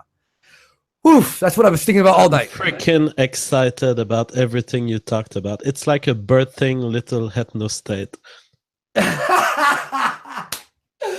Oh shit. I am also in talks with 3 other shows of possibly in the future opening up a website that it's pretty much an all-day radio show that sort of goes from morning to night, that will sort of promote each other. And every show is like really different, where ours will focus more on subjects like this as well. I do have people coming on who are more about movies or games and stuff. Some pretty big fucking people who have been DMing me who are loving the show. And I'd love to also mix it up. Maybe one day will be just like movies, and we have really big YouTubers who are movie reviewers or something like that while we're doing our research for the future episodes. Hope you all fucking like that. Everyone in the chat, just let me know what you think about that. So you're excited, JF, eh? I am. Are we going through the super chats? Yeah. Oh, you want to stick around? I mean, if you want. Yeah, man, totally. Okay, we got. I'm sure some of them are about me. Yeah, all right. Xenomancer, $5. Tara isn't gonna sleep with any of you. JF's really sad about that. Man, I wish I would have been there earlier. I wish I would have had Tara before she met her tall American guy. What an idiot. Nirvana, $5. Get Mike Enoch on now, please. I don't know who that is, but yo, in the future, again, streams are going to be happening all the time. Guardian, what's up, Guardian? $5. Did she say voluntary eugenics? When has eugenics ever been voluntary? That's a good point, buddy. Nasafurtu, $5. Here's some money for Destiny so he can take some Somali immigrants into his home. Ninja Master, $5. Can you bring me in? I know I'm no one, but Steven once told me he'll let me into a convo if I wanted to. Maybe next time, dude. I'm gonna have to vet everyone on their live shows or on Discord and talk to them for a while before I will let you in the show. Open house will only mean if I know who you are, because I have to be careful, because the show is fucking growing. We had 4,000 people in here. There's no more fucking Mickey Mouse bullshit. We need to be fucking serious about this shit if you want to keep a show that's good, or in my opinion. Guardian, $5. So I can financially incentivize Tara to leave, or by force that she advocated for. Why would I want a foreigner speaking for me? Gabriel Monturlu, $5. Destiny, do you speak so fast to make sure people don't understand you, or is it due to your I'm retarded. Consanguinity? This is why I have JF here. Consanguinity from the second generation. That was the next time I was gonna try. I was gonna do that. Yeah. Okay. Just kidding. Now, just to specify, earlier we talked about Mike Enoch. Mike Enoch is a major figure in the alt-right. He is a host of a sort of radio show on the internet. The Right Stuff is his website, and I've done an interview with him yesterday. Oh, really? Nice. How did that go? Yep. Oh, it went well. He called it Between Two Evergreens. Cool. His website is named The Right Stuff, so you can Google The Right Stuff, JF and Mike, and you'll see it. People are saying I'm on the low IQ spectrum. Fair enough, man. Hey, if someone who has low IQ can do this, fuck, like I don't give a shit. I don't care at all. Straight up, guys. I'm just a host, and I try to crack some stupid jokes. Problematic white knight, $10. Andy, you need to identify strawman better. I'm listening 30 minutes behind where Destiny goes on a strawman tirade. I think we brought that up. We did bring it up immediately. Yeah. You might have missed that because in the beginning, he strawmanned in his proposition to come in here, which I said we can't do that. We have to talk about the entire race realism thing. So what do we have here? Crash D Pelican, $5. Does immigration help these third world nations? No, it overpopulates our nation. Group preference is natural instinct. More groups equals more chaos. Lost Wingman 07, $5. Terra is dumb thought, but all Destiny does is talk fast, cast straw men, and interrupt constantly. This is fucking awful. Destiny needs to be called out. Mitch, $5. As a quarter a Trinidadian, I only have a longer plane ride out to the country than Terra come to formation of the British ethno state. Sorry, you fucked up that, but I know what you're saying. You just live closer. Julius Caesar, $5. The U.S. was founded to be a European melting pot, and there is enormous evidence to support this. Every immigration act prior to 65 reinforces it. Dante the Infidel, $5. People like Tara are why I hate the skeptic community. Bunch of Canadians and Brit cucks speaking for my country. She's not in the skeptic community. What are you talking about? I don't think no one is. We're done. It's dead. Right? I'm going to say it's dead at this point. You know what happened to Lacey Green months ago? Andy Warski is now going through that. He's being red-pilled. Real red-pilled. Jesus. Dick Fingers, $5. Destiny is a classless fuck. He takes the moment of silence to attack the person because he's as much of a brainlet as he is a manlet. Sad. He does get a little emotional, but you can't fucking blame the guy. Like, I get emotional too. Xenomancer, $5. Thank God that dumb cunt is finally gone. What a huge waste of time. Xenomancer, I know you don't like Tara McCarthy. However, we don't want to circle jerk here, and we have to have everyone discuss their opinions. This is a real free speech platform. We are making a real free speech platform here. I don't want to take any shots, but in my opinion, someone like Ruben has only had people who are conservative, never the alt-right, always conservative. You might have one or two alt-right ever, always attacking the left, and he never has leftists on. And that's not about real free speech. That's just finding people who sort of parrot what you say. And though I like Ruben Report, I want more, and I think we're making more here, in my opinion. Nick Sells, free speech platform from Ontario. Who would have thought? Oh, from Canada the asshole of the fucking planet.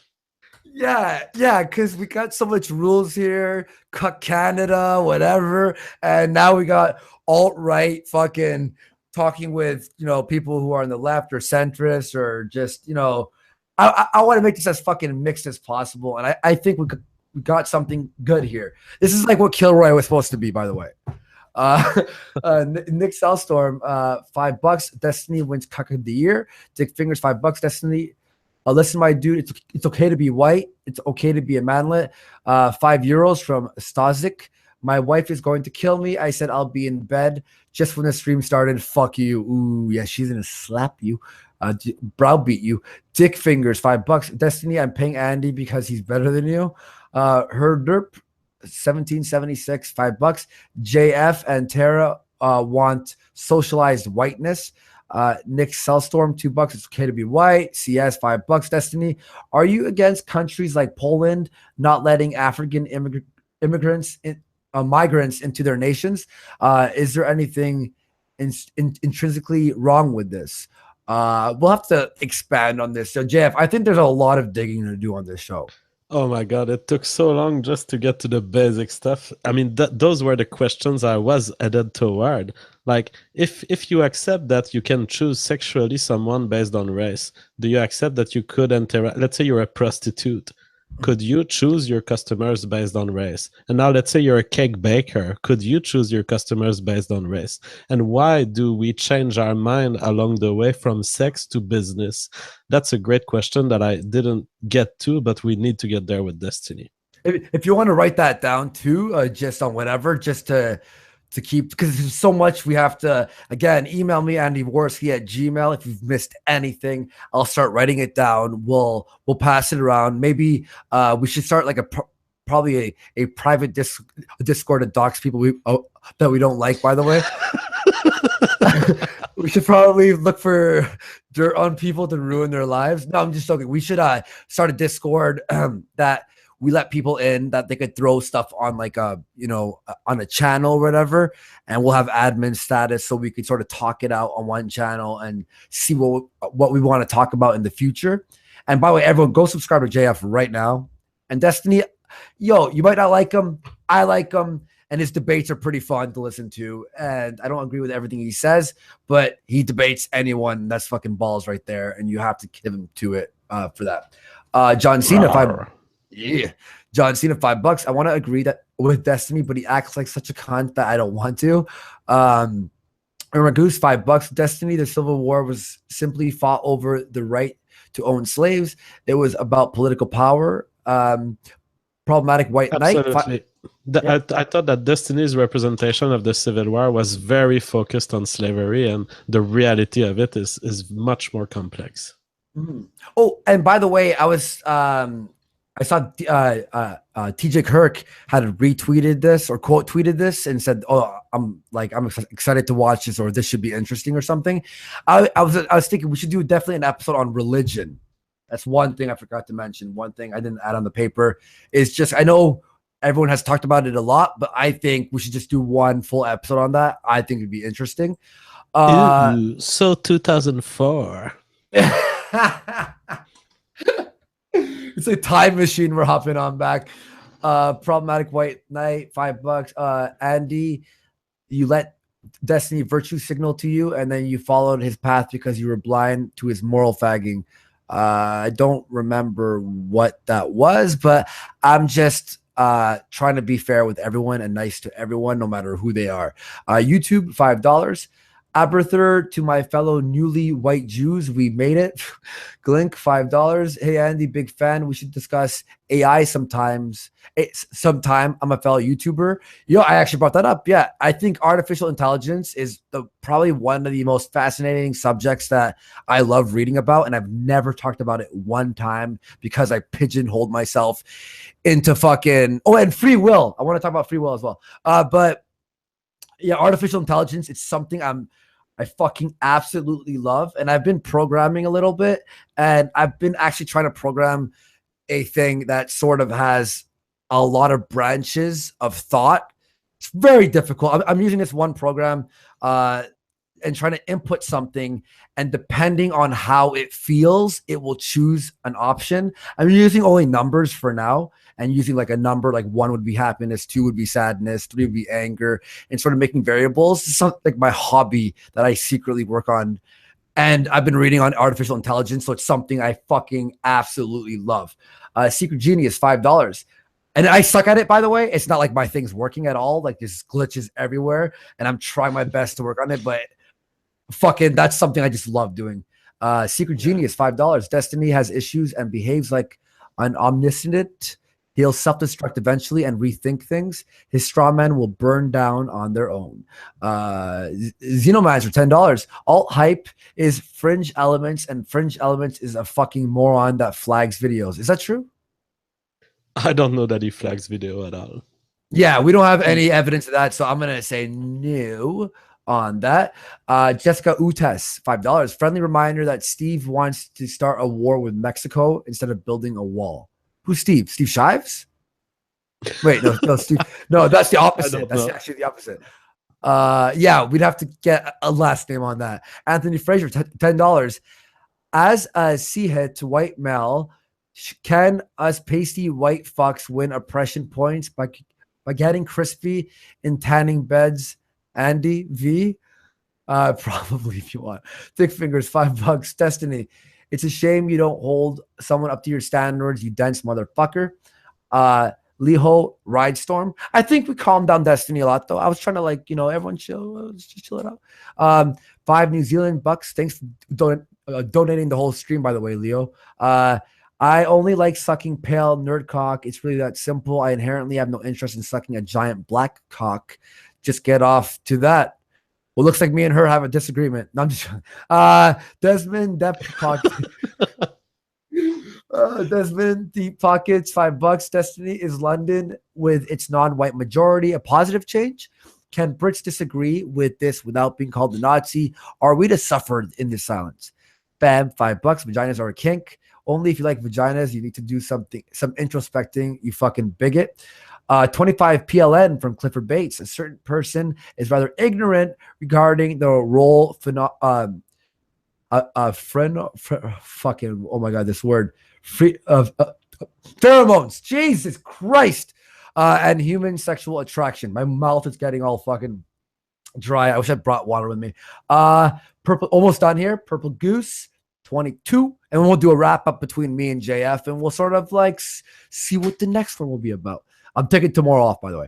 Destiny is at best pandemic, as a worst maliciously obtuse when addressing anything anyone in the stream asks him, all to disguise his stupidity.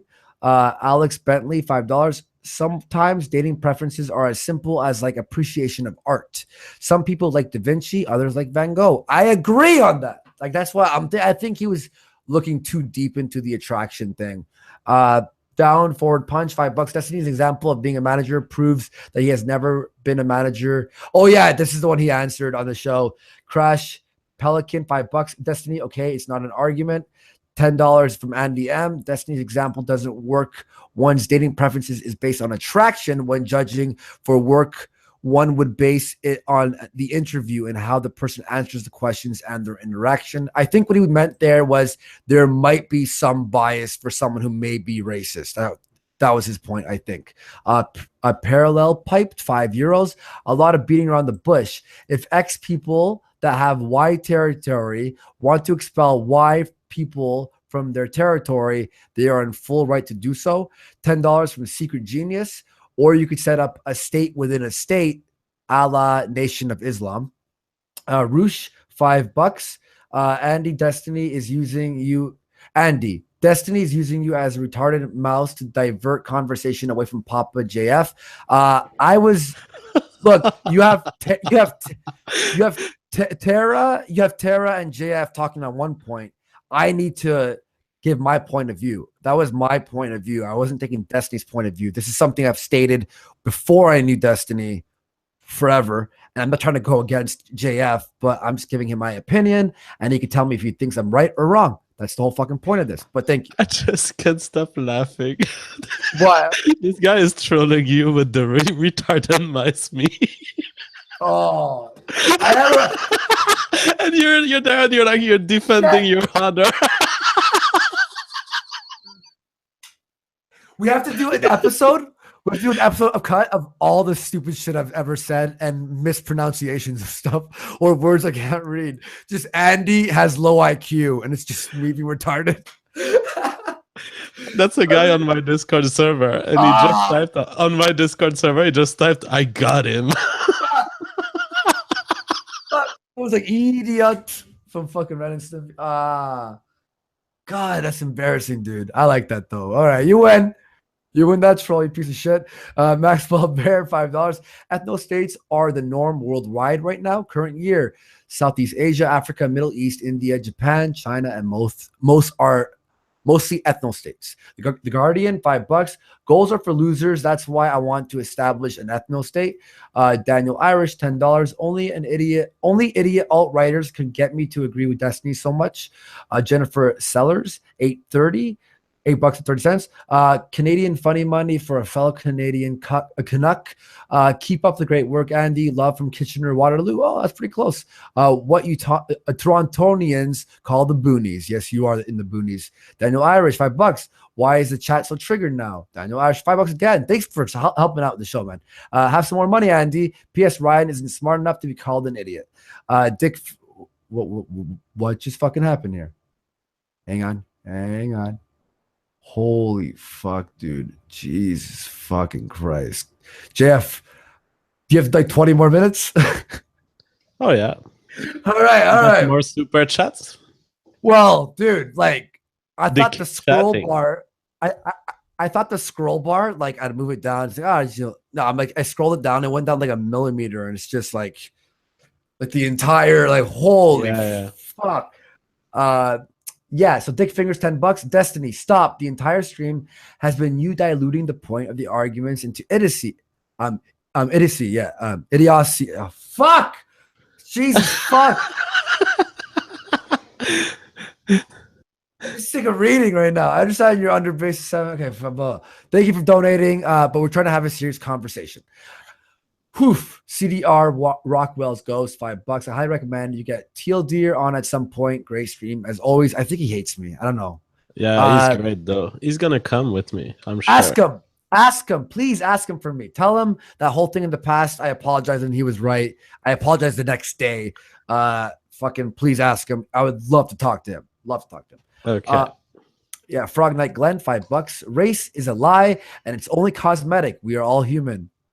Come on. Come on, Frog Knight. I love you, man. I love you. You've been around for a while. That's a troll. Yeah. Okay, cool. He's trolling. Yeah. Secret Genius, $5. Bring him to JF. He will turn him into clicks and views. Crash Palgan, $5. Destiny is Kraut 2.0. Although Kraut was more intelligent, he will spend a month to lose. This is going to be when how HWNDU became Capture the Flag. What is that? HW, is that a game or something? Not sure what that is. Yeah, or just me fucking being retarded yet again in front of 2,500 people. All right, whatever. Matthew Hepp, $5. Worski, appreciate having different viewpoints collide and how ideas stand up. Can I request that JF say, dead or alive, you're coming with me? Dead or alive, you're coming with me. Yo, someone clip that and send. I want to put that as the intro. I'm making like an intro song for Warski Live. We're gonna put that on there. Daniel Irish, $5. Can we at least agree that gingers are a subspecies and must be purged? My girlfriend's ginger. It's a joke, but it's actually true. I mean, you can go down to it and say, okay, I define the genes for hair color as my unit for defining subspecies, and you can totally do that. I thought you were saying, oh, it's true. Yeah, we should fucking purge all the fucking gingers. I was like, whoa, hang on. Before you say that, like, just give me a second. We just what else do we got here? Braving Ruin. What's up, buddy? I can't wait to talk to you again. He said after the holidays he'll be around. Question to JF. Is there really such a thing as settled science? Isn't the point of science to continuously inquire?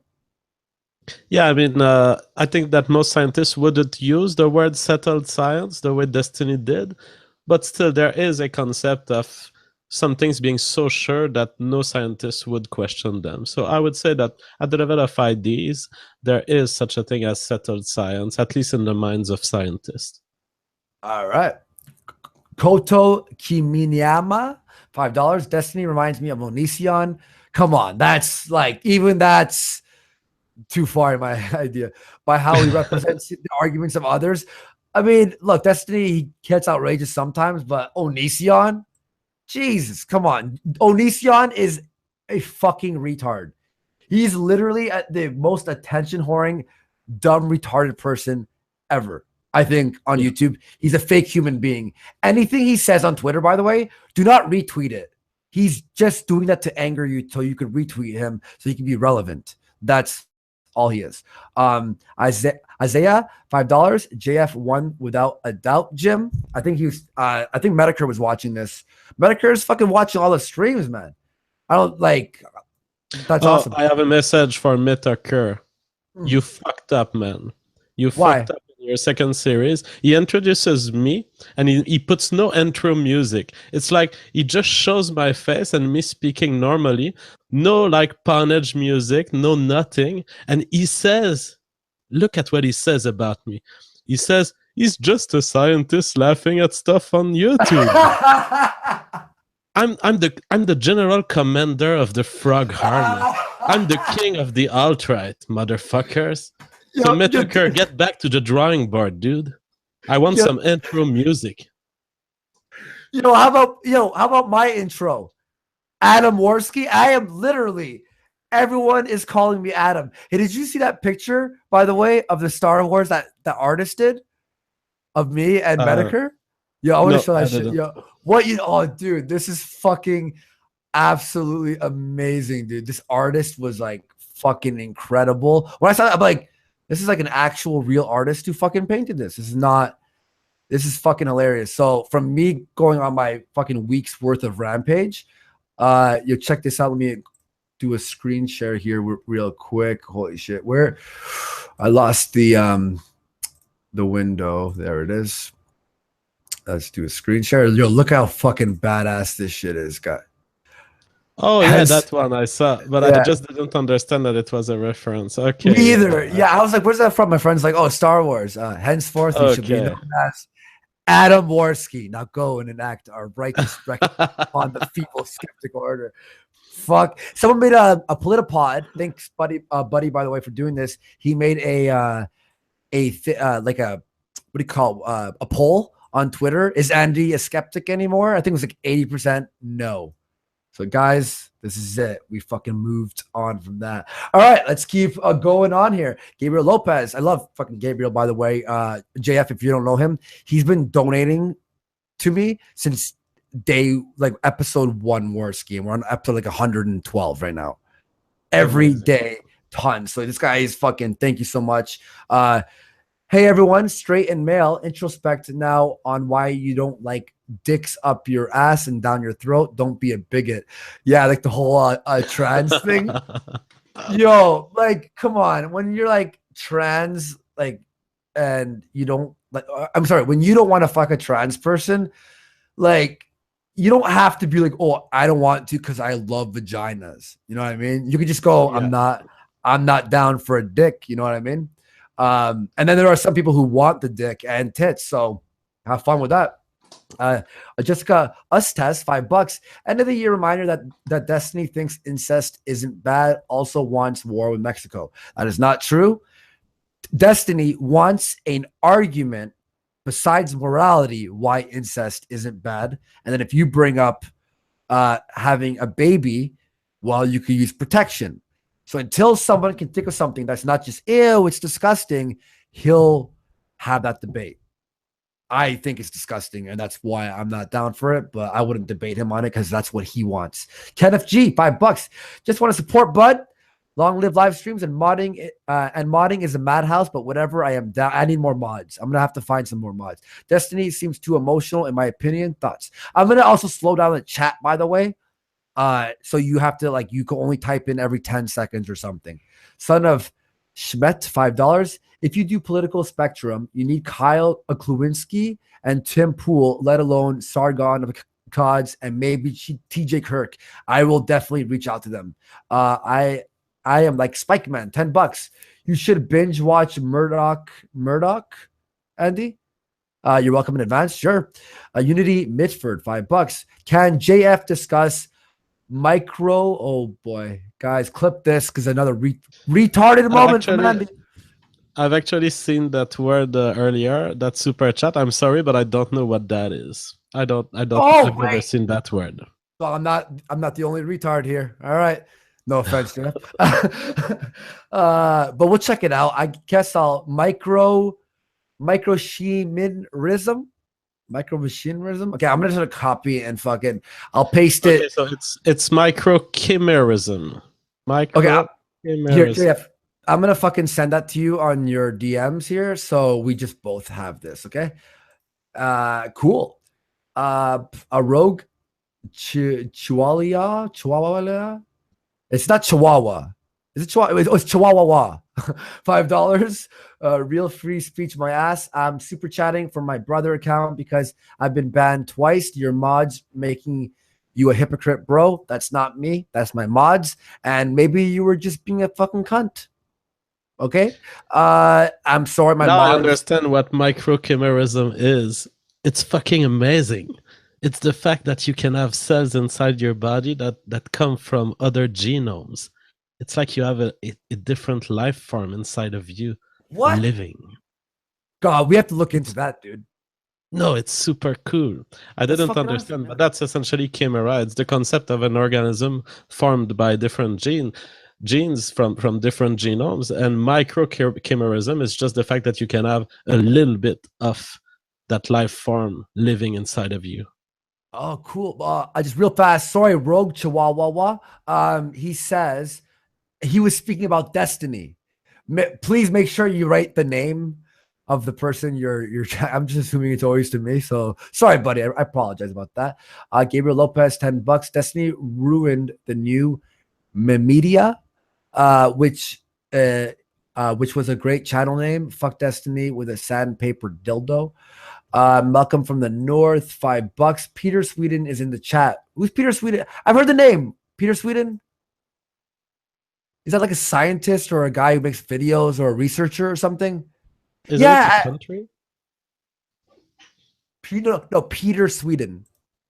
Oh, sounds like a country to me. Yeah. All right.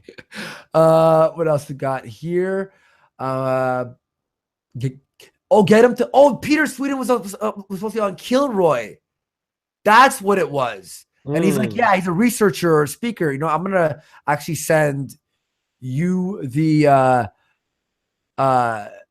fucking Peter Sweden. I just want to. I'll just send you DMs until I can organize everything properly on a private Discord that has people's doxes. That will never get old. And you're welcome to sock_cuck. He's the guy who made that fucking amazing painting of me and Medicare. Brian Fox, $20. Take my white capitalist money made of the backs of poor brown people, you racist bastard. Jesus. Okay, thanks. I'll take it. Lyok Urian, €5. As an IA student and based on how you describe IA. No, AI. You mean AI. He put IA. As an, maybe he's foreign or something. I don't know. As an AI student, and based on how you describe your AI system, I think you're going about it the wrong way. I think I am too, because I think it's glitching bad. Hey, look. This is, again, I'm high when I'm making it. I'm just like, yo, man, that looks... You're such a bad mad scientist. The mad scientist is always convinced that he's gonna create the most dangerous thing, and you're like, no, I think my AI sucks. Well, you ever seen that meme of like the person petting like a really ugly looking dog and goes, oh, it's retarded? That's me to my AI right now. It's just like, oh, come on. Hey, are you happy? She's like, you're like, okay.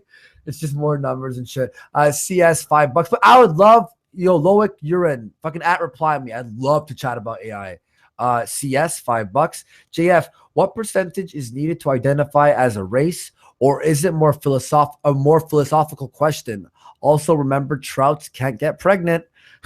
So statement is true. As far as the percentage of variance needed, there's none. You can literally say, well, I will define a race as long as I have some clustering, and then the problem of the number of races is eliminated, and the threshold at which you need to define races is eliminated. It's all semantics. We all agree that there are clusters, so let's talk about these clusters. We use the word race, so what? Yeah, straight up, dude. Facta non verba, $10. Andy, did you remember when Destiny belittled Blair White when she should have discussed? Sorry,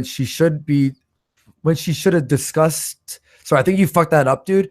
When she should discuss he put discuss, not discuss, about pedos, Amos debate, as if trans people can't and should not be distinguished as pedos because others don't like trans. I'd have to go into that. He made a good point on certain things about the skeptics, but I'll have to relook into that. Sorry. Coop $5. Oh no. He put words that I don't know how to read. Yo, hang on. I'm gonna fucking DM you, dude. I'll be surprised if Andy, I'm not asking to be insulting, but do you have dyslexia? I have a speech impediment. I stutter from years of abuse from a babysitter. Okay. So that's why you hear me stutter or something. I used to be really bad. I took 3 years of speech therapy, but I went through 2 years of abuse. I was too young to really tell my parents anything. So I've suffered from a stutter. In high school, one of my teachers actually pulled me aside. Maybe we could talk about this someday too, about the abuse and other shit too, more personal stuff. But he was like, "Is everything all right with you?" And I was just like, I have a stutter, man. This is blah, blah, blah. So my dad was actually working as an insurance salesman at the time. So he had insurance for free speech therapy. So it took 3 years of speech therapy. I went from 70% of a stutter, from stuttering from 5 to 40-second stutters. 40 seconds, dude. Imagine. Like for 40 seconds to I stutter now about 5 to 6%, with stutters between 0 point whatever seconds to 3 seconds. So if you stutter, take speech therapy, because stuttering is incredibly painful. It's horrible. Like emotionally, it ruins you. It drains you. People look at you as retarded. People still think I'm retarded because I can't speak properly, but that's just what happened in my life. So. Well, it's amazing that you made it to be a host like this, and it's a very touching story. I think we could go in detail about this. Now, I will note that you did say the words, and it really boggled my mind. You said free speech therapy. And did I love the two possible interpretations of these words. No, you said it correct. You add free speech therapy. Oh, that's hilarious. But I love the idea that what I heard is free speech therapy. This sounds like a Stadzi interview style where they intimidate you and they're like, "You use your free speech? Are you sure you want to do this? Are you sure you want to talk about these questions on the public space?" That sounds like a good traumatizing free speech therapy. That's fucking hilarious, dude. We are on the home stretch here. Jessica Ustas. But yeah, we'll talk about that, by the way. I just received your direct message. The words that have started this discussion. This guy is trolling us. Those are not actual words. Oh, Coop, you motherfucker. He's fucking with us. Oh, this is cold, dude. You trolled us with fake words. Yo, nice try, though.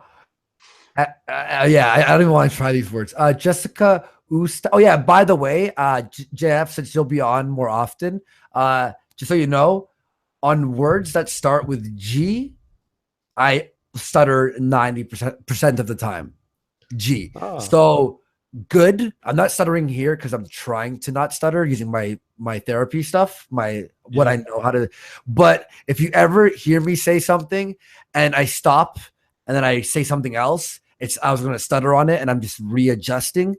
But G is the worst word for me. So sometimes people actually donate and put a full G sentence and it's like a mission. Can he do it? Okay. We will call these trolls the G unit. Okay. The G unit special operatives. No, it should be the G unit.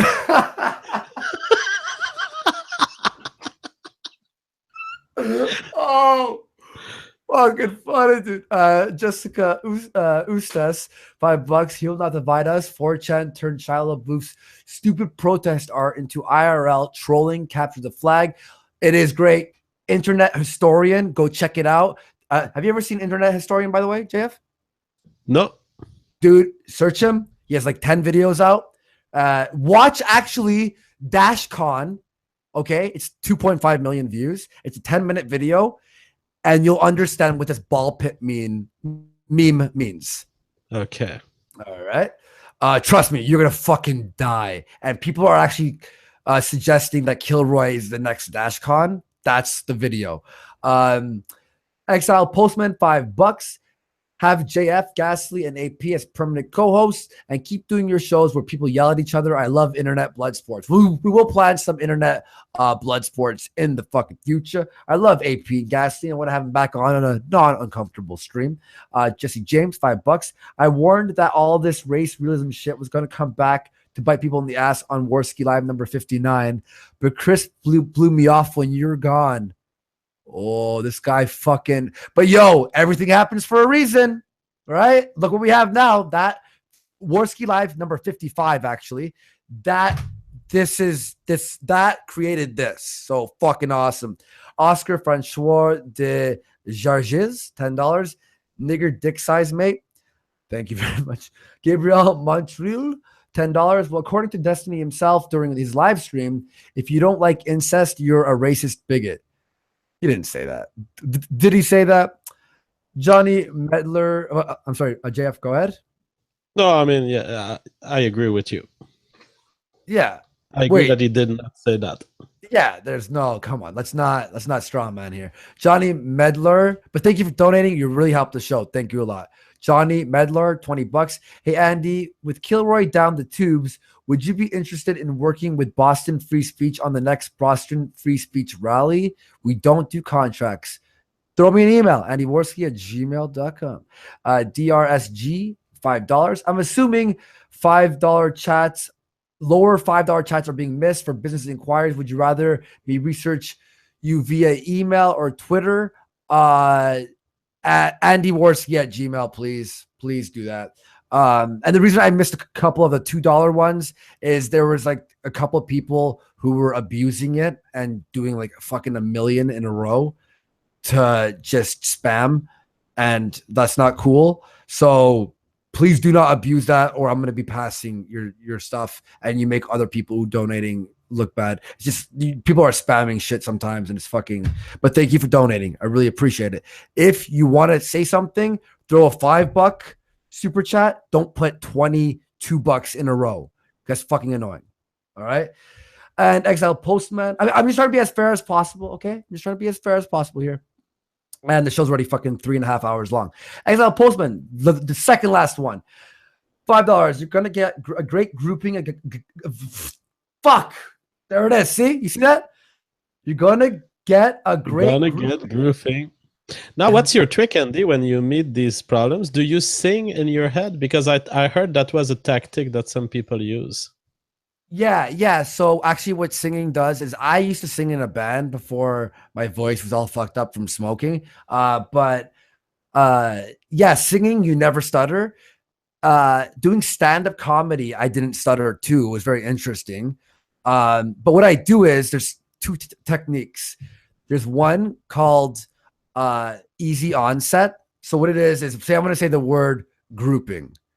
What a stutterer does is we try and push out the word. So you go, and then your back of your tongue and your roof of your mouth sort of like just fucking get stuck, and the muscle just tenses up. So you have to like grouping, like soft it and make sure your tongue never touches the roof of your mouth, because the moment it touches, it holds. It's like a okay. Yeah, so there's a physical feedback involved there. 100%. So it's not just emerging from the brain itself.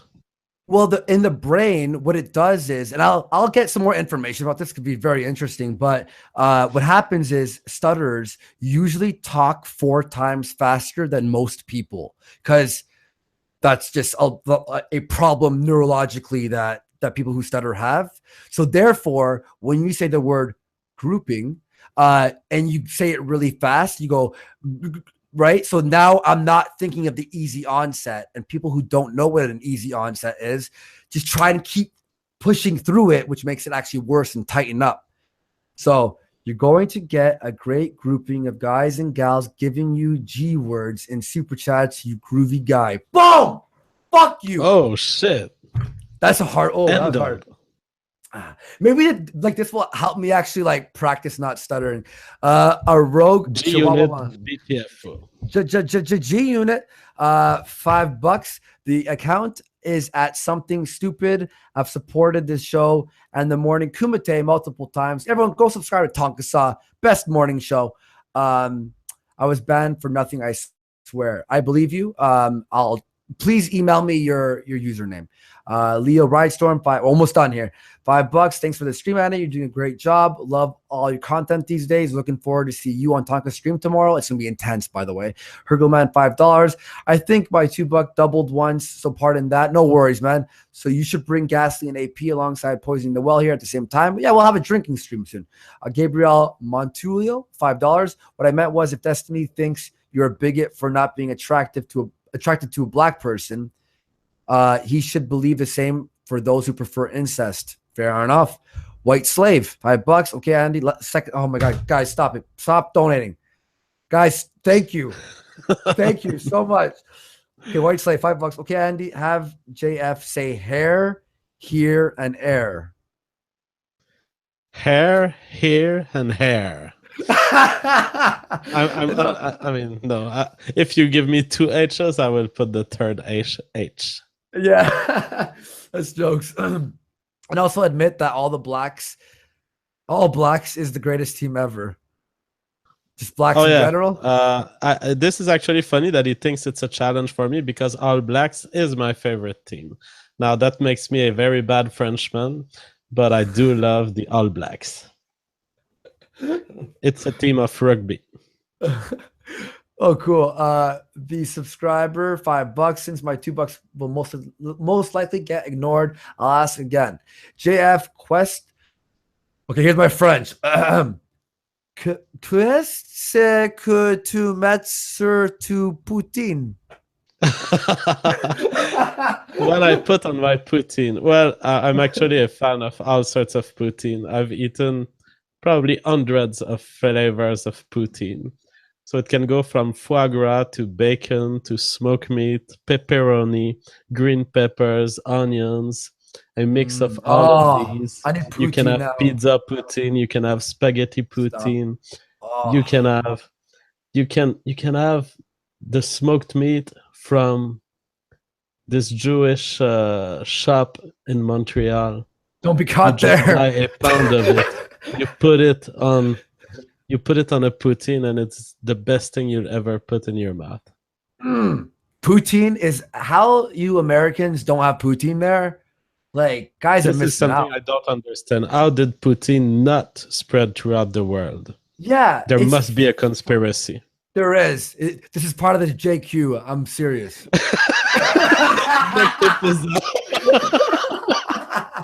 They didn't want you to taste this marvelous meal. Oh, shit.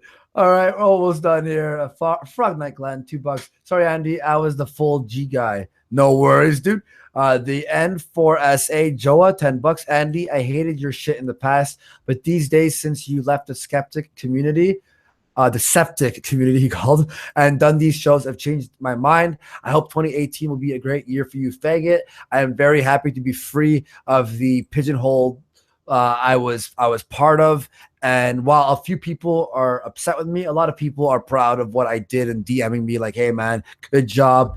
And a lot of people are actually, just so we like you all know, a lot of people are actually scared to not post anti-SJW videos because they've been doing it for 2 years and they're afraid they'll alienate their audience. And at the risk of alienating my audience, I'm fucking down for that. I don't fucking care anymore. I'm happier now.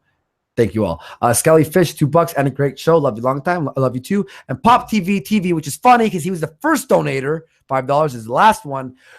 We may not have poutine, but we have free speech. Oh, fucking bird. We do have freedom of expression here, but yeah, you're right.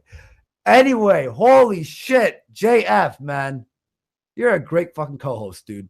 And Crystal is actually working on a lot of the the best ofs right now. And he's actually enjoying taking a break. So he ain't upset about it. He's actually like, fuck it, do your thing. I told him about all the bridges I burned this week. He's like, Jesus Christ. He's like, oh, whatever. All right. Looks like you're having fun. So everyone, thank you for watching. JF, fucking man, we'll plan the next one. It's going to be as great. Let's make it fucking amazing. Guys, thank you for watching. We'll see you all on the next Worski Live. Bye-bye. Subscribe to JF right now, Destiny, Geek Thulu, and I'll put Terra and Alt Hype's fucking links down there as well. Always good to broaden your horizons. And even if you disagree, fucking check it out because it will make you think a little differently.